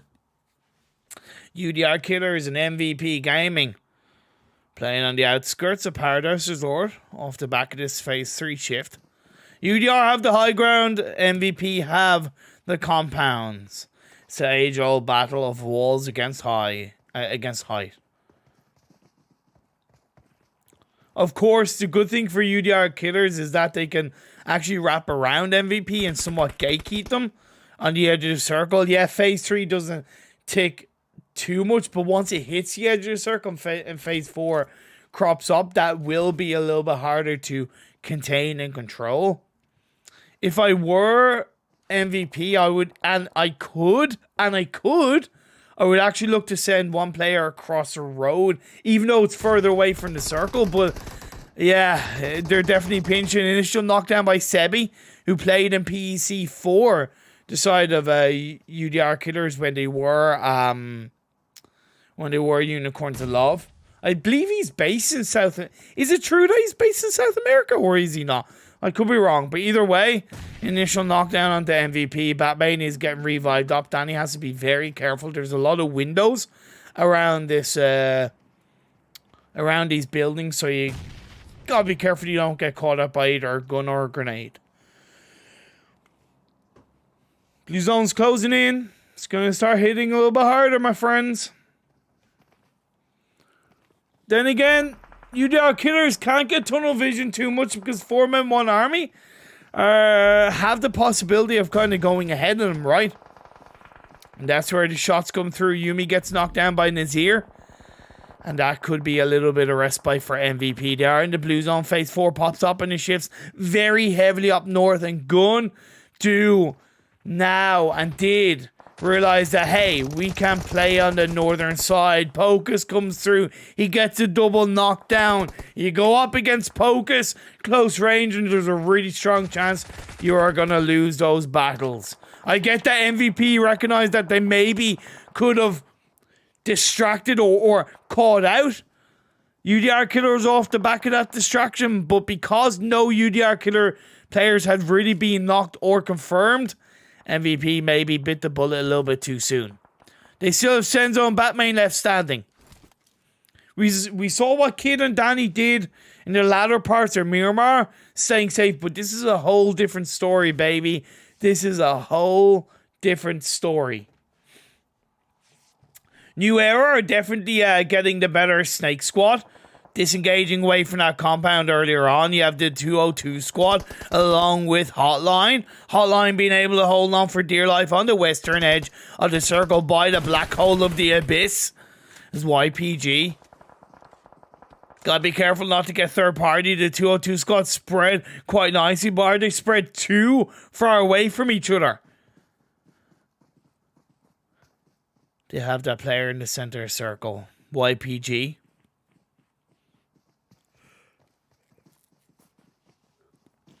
Having to be quite careful. Snake Squad are kind of coming in behind them a little bit. I like the fact that Anas from Hotline is a little bit more on the northwest. As that bit of a security blanket. Pro Lord comes down onto Supreme. Your shots are being fired up. As New Era are going to go in onto the side of KARABAKH horses. They are still in as a full squad. Squatch gets knocked down. Pro Lord sent himself into entry fragger for New Era. Gonna fire up and KARABAKH horses get laid down to rest. They don't have the lucky horseshoes in this game. They are gonna go out in Sanhok. Gal should not get knocked down, but at the end of the day, New Era is still going to be able to keep on going down on the southwestern side of the circle. They have a couple of teams coming in around them. UDR Killer's one of them, but they have to cross the road and they also have to deal with MVP. The 202 squad coming in on to the side of hotline. It's one, it's two, it's a 202 getting the big bam boom. 4 kills for themselves, holding in on the northeastern side of this phase 5, baby. Good stuff from the 202 squad hotline. You are out of here, my friend. Sync squad also got eliminated as well. MVP pushing UDR Killers from behind. Batman goes down, followed by Senzo. That's going to be the end of MVP, but at what cost to the side of UDR Killers? The captains have 2 players knocked down. They only have 2 left standing, Broom, Rudy. And they have gotten onto the cusp of the southern edge of the circle. Gun, inside Tapmock, gun, inside Tapmock. But what can they do around this train, around these warehouses? They cannot allow the captains to push on through, and that's great response by Natic. Probably heard the footsteps, opened that door, and boom, went to Gun. And then on the other side, it's a great response by Klasa, and Gun control this area. Yes, they now have to move in onto the circle off this phase 6 shift, but they have a decent bit of time, 30 seconds, and a little bit of area of terrain that they can play around with. Plus, the 202 squad, they're getting put under pressure by New Era on the other side. The New Era, yes, they're inside the circle, so they don't have to move. But at the end of the day, it's a distraction for Gun to take advantage of. We lose GSG Europe. We're down to the top 3 teams, the 202 squad, New Era, and Gun. Once again, New Era looking so good in these scrims, in these games. They won game 1, they came second in game 2, and now they're in the top 3 of this game 3. Hermes playing on against the blue. He's most likely going to go down at the play zone. Yes, indeed, that is the case. But the 202 squad, I believe, still has 2 players up. Yes, indeed. Rooney, Caparuni. Pro Lord spraying up. Natic is going to get put under pressure, but it's a great response by Wolves. Gun using that man advantage. And New Era, yeah, okay, they have the high ground, but there's not much protection for Gun to play with. That's why they took out the smokes. They gotta chuck out the smokes. UBL knocks down Herbs. Is that the start? Is that gonna be the start of the finish for Gun? They're gonna play up on towards the edge of the hill. Wolves making his way up. He gets a lovely shot. He gets a lovely knockdown onto 50-51. But where's the support? He is putting down to lower than half health. Natic is right in front of him. New Era getting the revives onto both UBL and 50-51. You do still have the other players of the captains coming on through, and UBL is going to get dropped like a hat, and the 2-man team are gunning it through, but Wolves gets knocked down. Natic goes down, and that is just too much for Gun to handle. And New Era continue to get the revives up, and they continue to stay up as a full squad. All the while, the captains still haven't moved into the circle. The last player in a 4v1 didn't recognize that he had time to actually move into the edge of the circle. He's now outside. The blue zone of phase 7 is closing in. It's 1 against 4, and by God, it would be a hell of a turnaround if we saw the 202 squad come out on top. Bong Mins, he has a TPP perspective. Can he even get a kill? That is something.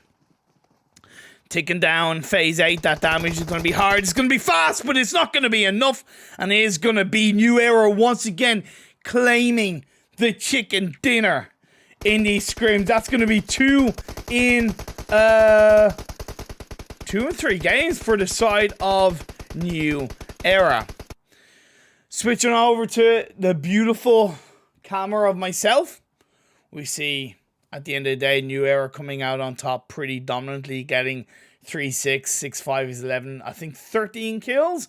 Much better game from Gun overall, grabbing a decent few kills, playing on that northeastern side. Maybe they could have gone there a little bit earlier than they did, but at the end of the day, nobody else was there. They made it work for themselves, and they did take down a few teams, the likes of the captains and whatnot. So really good stuff from themselves. The 202 squad, definitely possibly a missed opportunity, but either way, good stuff. Cannot complain about that. Sanhok game was frantic. The circles were definitely actually not bad in my eyes, because we have seen more northern mainland circles, in my opinion, over the last good few months. And yeah, was it a little bit more north from phase 1 and phase 2, but we didn't really see that many teams go heavily up north until they had to. There was a cluster of teams coming in down south. So teams really didn't play too badly. The teams that did come out in the top 4, top 5, maybe UDR Killers, again, weren't as proactive in this game compared to Miramar, where they took too long to take the fight against MVP. They then got caught up against another team, and then it lost some time moving into the next circle, in which they overall got caught out. So, you've got to be quicker in Sanhok compared to every other map. You really do. And that's something that they kind of have to think about. Oh boy, let's set up the next game. We are going to be going over to Vikendi for the final game of the day, boys and girls, ladies and gentlemen. So it's going to be a hell of a game, I feel, especially with the circles that Vikendi does bring us. I have the... Okay, actually. Let me actually... Okay. Okay, so the... Okay, so let's... actually, no, you know what? I'm going to keep talking because the timer is at like 9 minutes and I don't like to go on a break kind of too early kind of thing. But, yeah, absolutely fantastic game.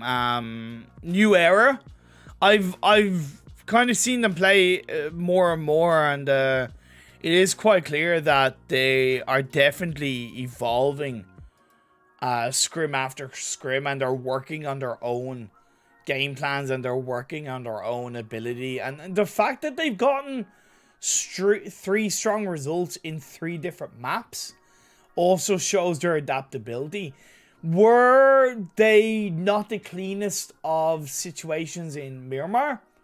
Yes, but to, as a one-man army, get a strong result in Miramar, that's good. I mentioned that. I talked about that, right? Again, they're scrims, so it doesn't tell the bigger picture. It really doesn't tell the bigger picture at all. But when I isolate how they performed across the 3 games, it's been consistent, it's been adaptable, it's been very kind of ballsy in a lot of ways, but in a lot of the right ways. Will they be punished for mistakes and maybe misplays and mispositioning in competitive tournaments and by maybe better teams? Yeah, of course, but that's life, right? The only way you're going to still learn about that is by playing scrims and then playing those tournaments and, going up against better teams. It's not always going to be the case where you're going to go up against better teams in scrims. So that's why when you play scrims, you kind of focus on yourself. You focus on your own gameplay. So in the end, it's been a great day so far for New Era. But can they cap off another strong game of Vikendi? I am going to go for a break right now, but I will be back on your screens in all of about 7 minutes for the final game in Vikendi.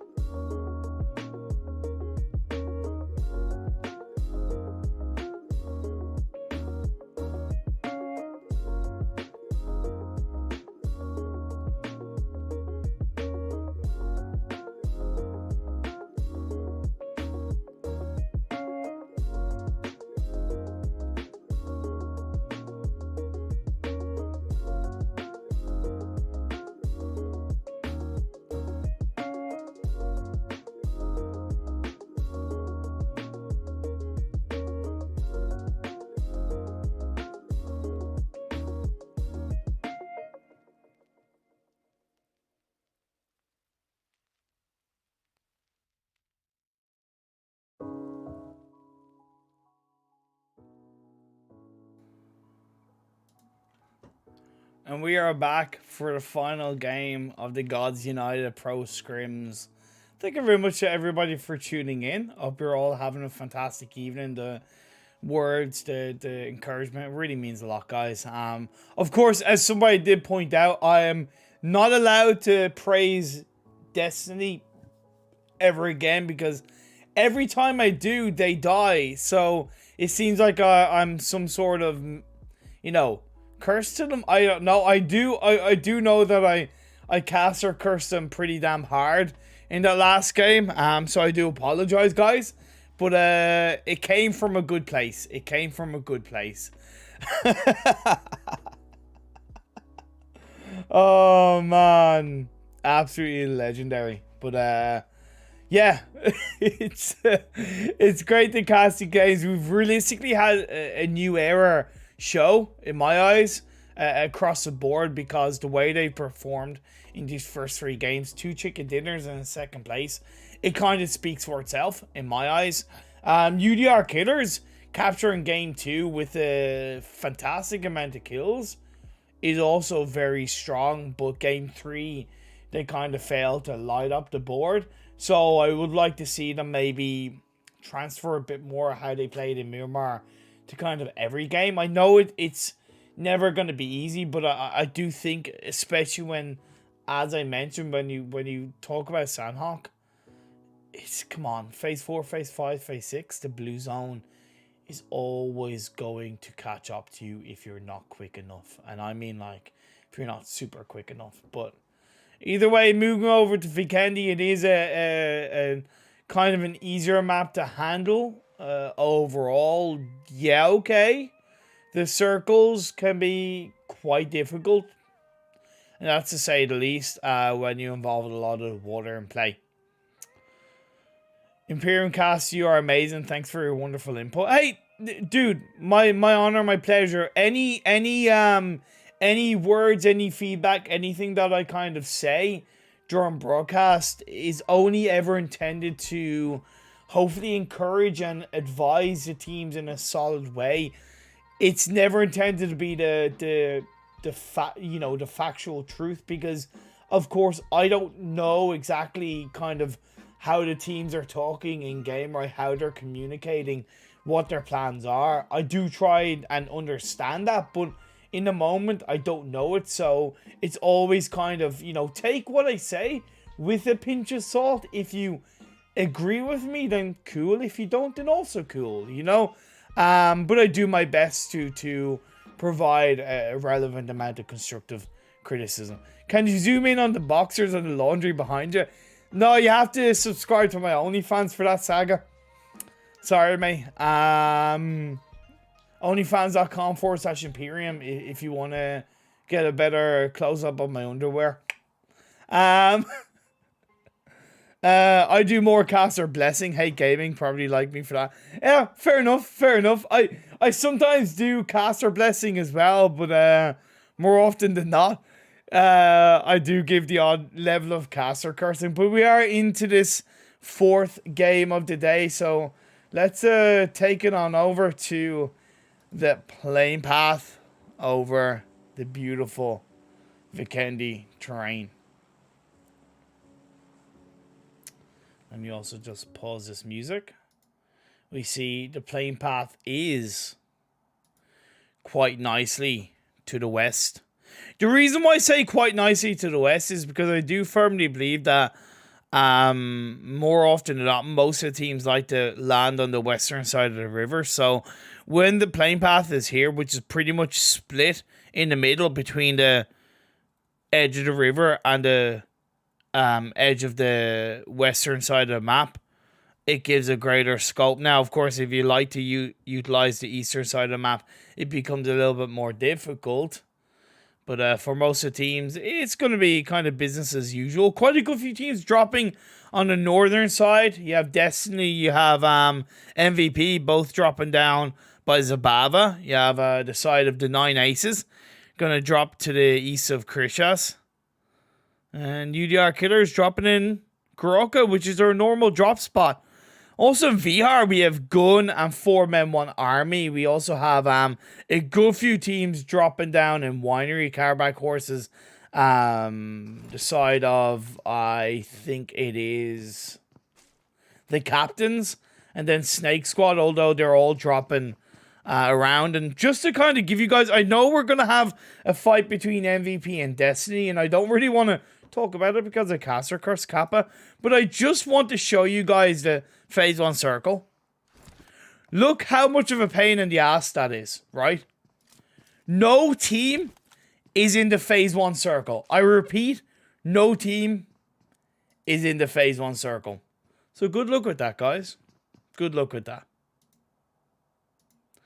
Let's bring you back over to this game. The fight has yet to start between Destiny and MVP, but Clore is going to take a bit of damage from, I believe, Danny further back.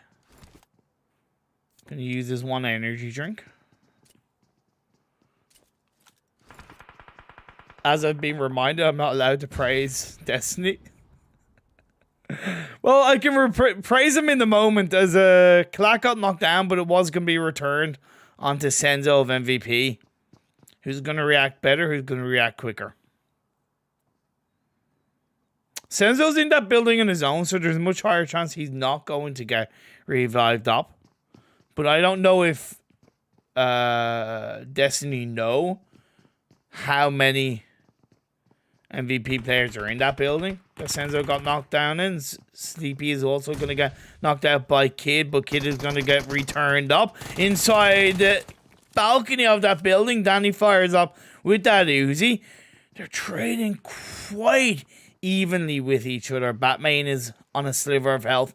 Senzo's bleeding out, below half health. Danny is up as full. Batman confirms that kill onto Crimes, which I think is very important.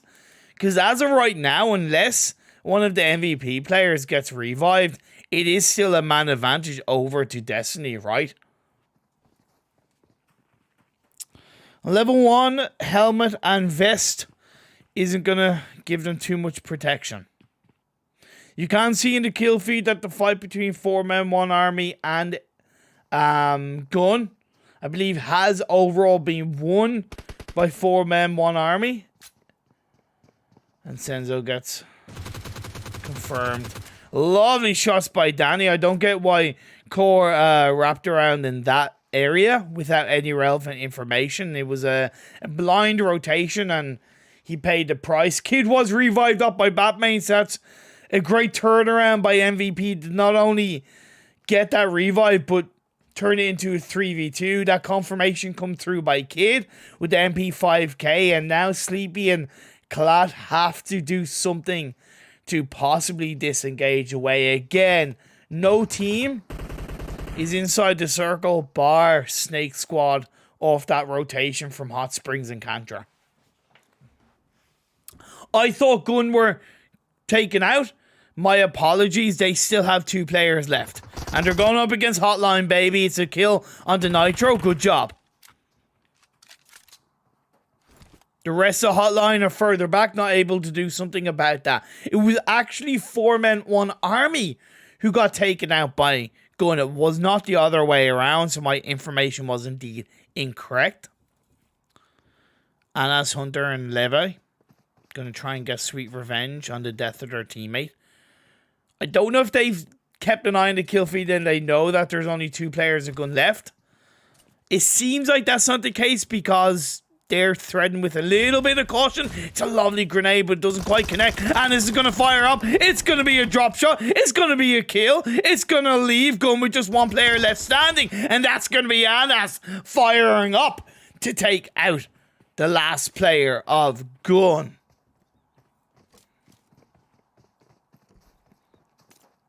$11 teams left in this game already. It's the final game of the day, baby. It's Vikendi.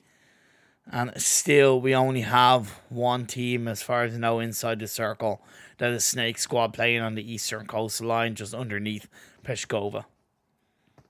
UDR Killers possibly rotating a little bit too late. I know that not a lot of teams have moved into the circle, but they don't know that. I think some teams have been overall quite slow to rotate.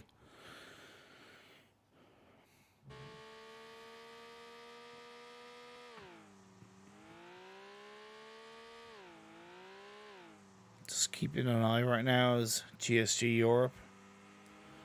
Rotate just by Tovar. I think they're aware that they have to be careful how they rotate. Yeah, all their players are in separate vehicles, but they all have like pretty much snowmobiles and just a couple of vehicles, and I kind of get that, but those snowmobiles, they do not provide a lot of protection to your body. 2 members of MEZEXIS in that one snowmobile, wrapping around the side of villas. They push in between UDR killers and GSG Europe, both rotating on similar path lines, and they're going to get damn close to each other around the Mount Kresnik area. The 202 squad have also pushed in to the center of phase 1 on the hills to the west or the southwest of Peshkova. UDR killers now gone close to the bridge. Still on the western side of the river, I might add. But maybe realizing that they can punish a couple of teams because they're there relatively early and in this compound unscathed.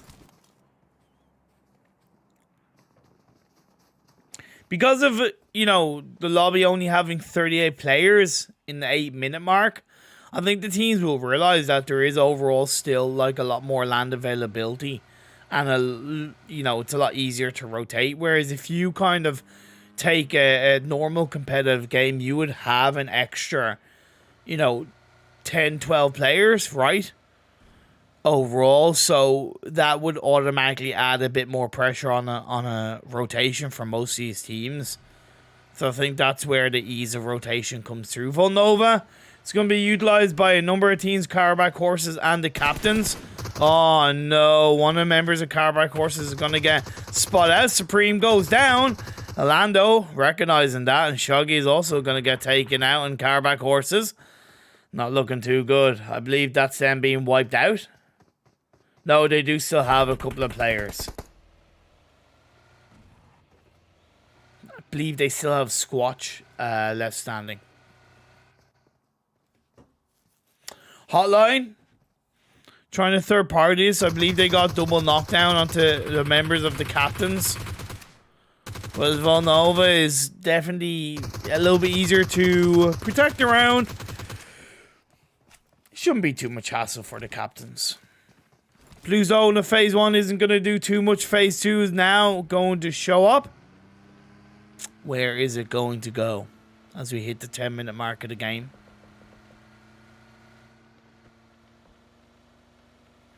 Hotline recognize that they have a clean opportunity to move in across the river. Phase 2 centers up. Still a good bit of water in play. I would say that's a good, like, kind of 30 to 40% water. No, 30% water. Sorry, not as much as 40%, but it's a good 30% water. Still a lot of areas that teams can play around. UDR killers, you can see they moved across from their edge of the river area, and they moved in relatively nicely off the back of that phase 2 shift. They're the center of this phase 2, so better proactive play. MVP Gaming, who did get the better of a lot of Destiny players, now moving in on the northern side. You have the 202 squad, who are one of the first couple of teams to get inside the circle. And then GSG Europe rotating quite deep without any information, are now going to get caught out by the side of UDR killers. And I don't get why teams kind of rotate so deep in Vikendi, especially with the amount of compounds that are in play. Levi gets taken out by Sebi. Confirmed, the job done. GSG Europe going to have Kamara going in. He's going to get eliminated down to half health. Now he's going to get knocked down. And Lido also gets knocked down. And now it's Rafik left on his own. GSG Europe, you cannot rotate so deep into these circles, guys. You can't. Stop. Look. Think of rotations as crossing the road. When you cross the road, you stop. You look left. You look right. When it's clear, you then move forward. You don't cross the road with your eyes closed, right? It's It's going in blind, and that's exactly what you guys did on that rotation, and you paid the price. GSG Europe, be aware of that in the future. Now we're down to 10 teams, 32 players. There's a great response by UDR Killers, mind you, as they control the center of the circle. We're halfway through the blue zone of phase 2, closing in. MVP staying north of the circle. Coming in underneath Trevno, a little bit closer to the coastal line now, compared to 30 seconds to a minute ago. The 9 Aces also going closer to the center of the circle on the northwestern side. The 2 remaining players of Destiny are to the north of Peskova, very close to that city. And the 202 squad, as you can see, are to the south of Peskova. Snake Squad are still on the coastal line, and I can't help but feel they're going to get pinched. However, Phase 3 does stay quite heavily towards the water, shifting more northeast than I expected. With about 35% water, I would say now. Maybe 40%. Going to put a little bit more pressure on the teams that are outside the circle. Although it's not too many. It's literally only the captains. But there is less landmass available. Because we only have, once again, like we saw in the last phase, because we only have 30-odd players left in the lobby compared to a competitive game that would normally have still 55 at this stage, there is overall more land to players availability at this stage of the game. Which is always a shame because, you know, I want this to be kind of a blueprint of what a competitive game would be like. And with less players, even though it can happen in competitive, it's a lot rarer. This isn't really kind of the blueprint that teams want. Now, of course, you know, taking fights is always going to be a good lesson, as Sebi got knocked down from UDR Killers.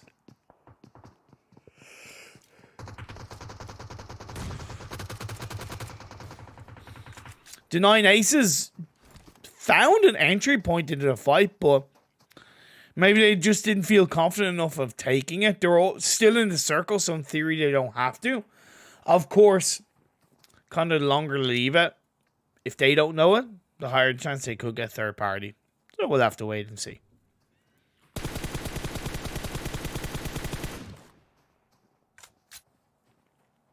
Still a full squad for the 9 Aces.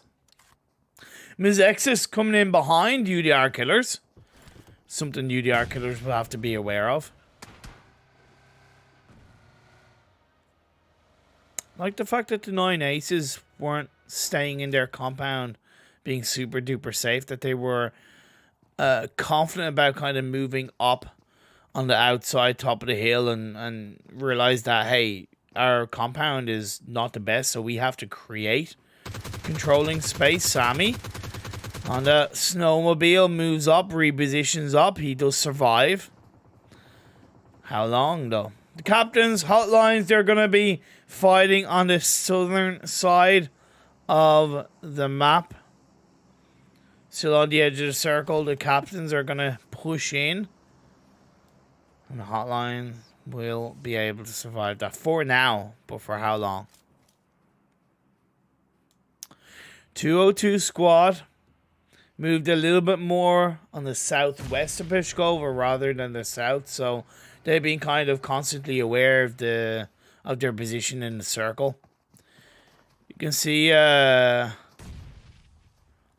off the back of their protection against the captains, separated the members of the captains quite heavily, and MEZEXIS pushing in onto the compound of 202. MEZEXIS had two ways of going, either towards UDR Killers or towards the 202 squad. And they opted to go towards the 202 squad. Sobek prone down inside that building. I think he has been spotted by the third perspective of Zune 77. Going to push in onto the window. It's an initial knockdown by Sobek, but it's going to be responded by Raspin. I think that was a really solid response by MEZEXIS to recognize that they kind of had to go through the window, but that window transition left them exposed, and that's why sending 2 players in on that window made a much bigger difference. Peace gonna chuck up a grenade. The rest of the 202 squad trying to capitalize off the back of Zune 77 getting knocked down, and even though Zune got revived up, OG got knocked down. Blues on the phase 4 is closing in. Phase 4 did kind of center up quite nicely. A lot less water in play. As you can see, it's now only about 10-15%. Keeps pretty much everybody inside the circle. Hotlines are down on the southern side. Bongmins is going to be very well protected. MEZEXIS down to 3 players. Peace is going to be knocked down. The lovely positioning. The lovely side angle flanks from 202 squad is very strong. But OG, the last hope alive. The jump shot comes through. And boing. Mins is going to be the one that shows it up. The 202 squad survive as a 2-man team, but UDR killers, off the back of that circle shift, are going to go close to the 202 squad. They might have seen it in the kill feed and recognize they can do something about this, and they can capitalize off that. We'll have to wait and see. You can tell by the fact that they're not moving with heavy frantic pace that they are aware that they might have missed the perfect opportunity, but that is the perfect grenade as Bongmins goes down. Ulysses making that one work very nicely, and now UDR killers have to do something with this. But it's going to be a counter grenade, takes Ulysses down to a sliver of health. He's going to move and heal as Pocus sprays up. Bongmins yet to get healed up. Mito recognizing that, hey, I can't stay there, so he's gonna actually move down the hill and be one with the train, be one with the grass, and hopefully not get spot out. And I like that. I'm okay with that, because here's the thing. All Mito has to do is wait and allow a couple of other teams to take fights against each other. You can see Hotline push in on the southern edge of Peshkova. It's still a very heavily Peshkova-based circle, right? Because of that phase 5 shift into the mainland. You have MVP on the northeastern side of the map. You have the 9 Aces along with Destiny in Peshkova on the north and the northwestern side. You have Hotline down south. You have UDR Killers southwest. And you have the last remaining player of KARABAKH Horses on the southeast. Snake Squad, who stuck to the coastline for quite a while, now have to push in onto MVP. You can see they've gotten a kill onto Danny. This kid fires back up against Sirius. Let's see if we can get this fight panned over. His kid is going to get knocked down by Leader. Oh, Hunter's going to get caught up by Mito, and he's going to get knocked down, baby. Along with the help of UDR Killers, Hotline are under a hell of a lot of pressure. I don't get why Hunter moved south of that shift, to be honest, when he could easily have moved north. That's definitely a mistake in my eyes for Hunter. I don't know if he's going to get revived up, but we'll have to wait and see. Ulysses does confirm Hunter, so that's going to leave Hotline down to 2 players. Snake Squad eliminated MVP, but by the way, and with that circle centering up, you still have the Peshkova City on the western side of the circle. But here's the thing, on the eastern side across the road, not only is there a small compound in play, but I believe there's a low ground dip that, presuming UDR Killers move up north and away from the high ground, that eastern side of the road, low ground, can be very beneficial. Sleepy on the Sirius, the Snake Squad try to push in. Leader is now going to be, I believe, the last player standing as he tries to wrap in. No, it wasn't Leader as the last player standing. There's 2 players inside that vehicle. Hotline down to 2. UDR Killers being quite reactive, but they're also separating themselves, and Ulysses going to be on one side. Lack of information, possibly, as the 9 Aces are going to be right in front of them. It's a 3-man team of UDR Killers spreading out. Yumi's going to be pushing on forward. He's going to get knocked out from the side by Sammy. No, actually, no, not quite. By one of their players. Yumi gets the pro down just in time as a 9 Aces. Ulysses. He got a great Kobe earlier on, but this time it's going to be a Molotov. Can he do the same effect? As Yumi gets a full med kit off, Anis is knocked down, so it was overall kind of beneficial for the side of UDR killers. Yumi is just outside the building that the side of the 9 Aces holds on to. As Focus playing under the hay bale, but got knocked down, and UDR killers are doing a great job of holding on in the western side of the circle as then phase 7 is about to show up. Right B is on the outside. Focus gets into the warehouse just in time to get the revive onto Ulysses while Yumi stays inside the smokes. The circle shifts up northeast. It's by the road. It's out in the open and it's out of Peshkova, baby. My lord. Then on the northern side, we have Destiny and Snake Squad fighting. You can see on the minimap in front of us. Anis finds AKM. The 9 Aces, considering that they were coming into this Peshkova city as a full squad, in my opinion, haven't really done the best to hold on to it. Have UDR killers just constantly stayed alive? Held to the end, they've done a damn good job of it, but I think if the 9 Aces were a little bit stronger and a little bit more controlling, we could see the UDR killers be far more heavily suppressed on the south and western side of these circles. Of course, UDR killers doing a great job playing around these buildings. Ulysses finds Sammy. That's what I'm talking about. Levy also is going to get knocked out by Ulysses. Great teamwork by UDR killers. I'm so impressed with them, right? Coming back stronger in this game and showing their shades of Miramar and being quite controlling. They've gotten the better of the majority of Hotline. The last players of Hotline is down outside the circle. It's Anis that's left standing. And now as UDR killers have to get closer into the circle, you're going to have the 9 Aces kind of gatekeeping them a little bit. Oh, Pocus prones down. Goes on the side of the little shack. But those going to be put down to sliver of health because Destiny is going to be pushing him. It's a nice off angle by Yumi. It's a nice double kill. It's a nice squad out from UDR killers. They're on double digits. They're on 11 kills. We're down to our final 4 teams. Hotline, UDR killers, Destiny, and KARABAKH horses. What did I say? On the eastern side of that road, there's that low ground dip that could be utilized. Snake Squad decided to go into Peshkova, which they could have and should have stayed on the eastern side. The circle does center up, mind you, but there is still that sliver of area in the eastern side of the road that is inside the circle. 20 seconds until phase 8 closes in. UDR killers have done magnificent. They are still up as a 3-man squad off the back of losing one of their players earlier on. They fought damn hard to get to this point, but they have to go somewhat downhill. They have Destiny as a 2-man team to the north of them. They have Anis as a 1-man team from Hotline to the south of them. But none of those teams are inside the circle. As they move, the running and gunning is going to have to shine on through. Sleepy. Kalat 4 online. In through the smokes. Lovely walls being created by Destiny.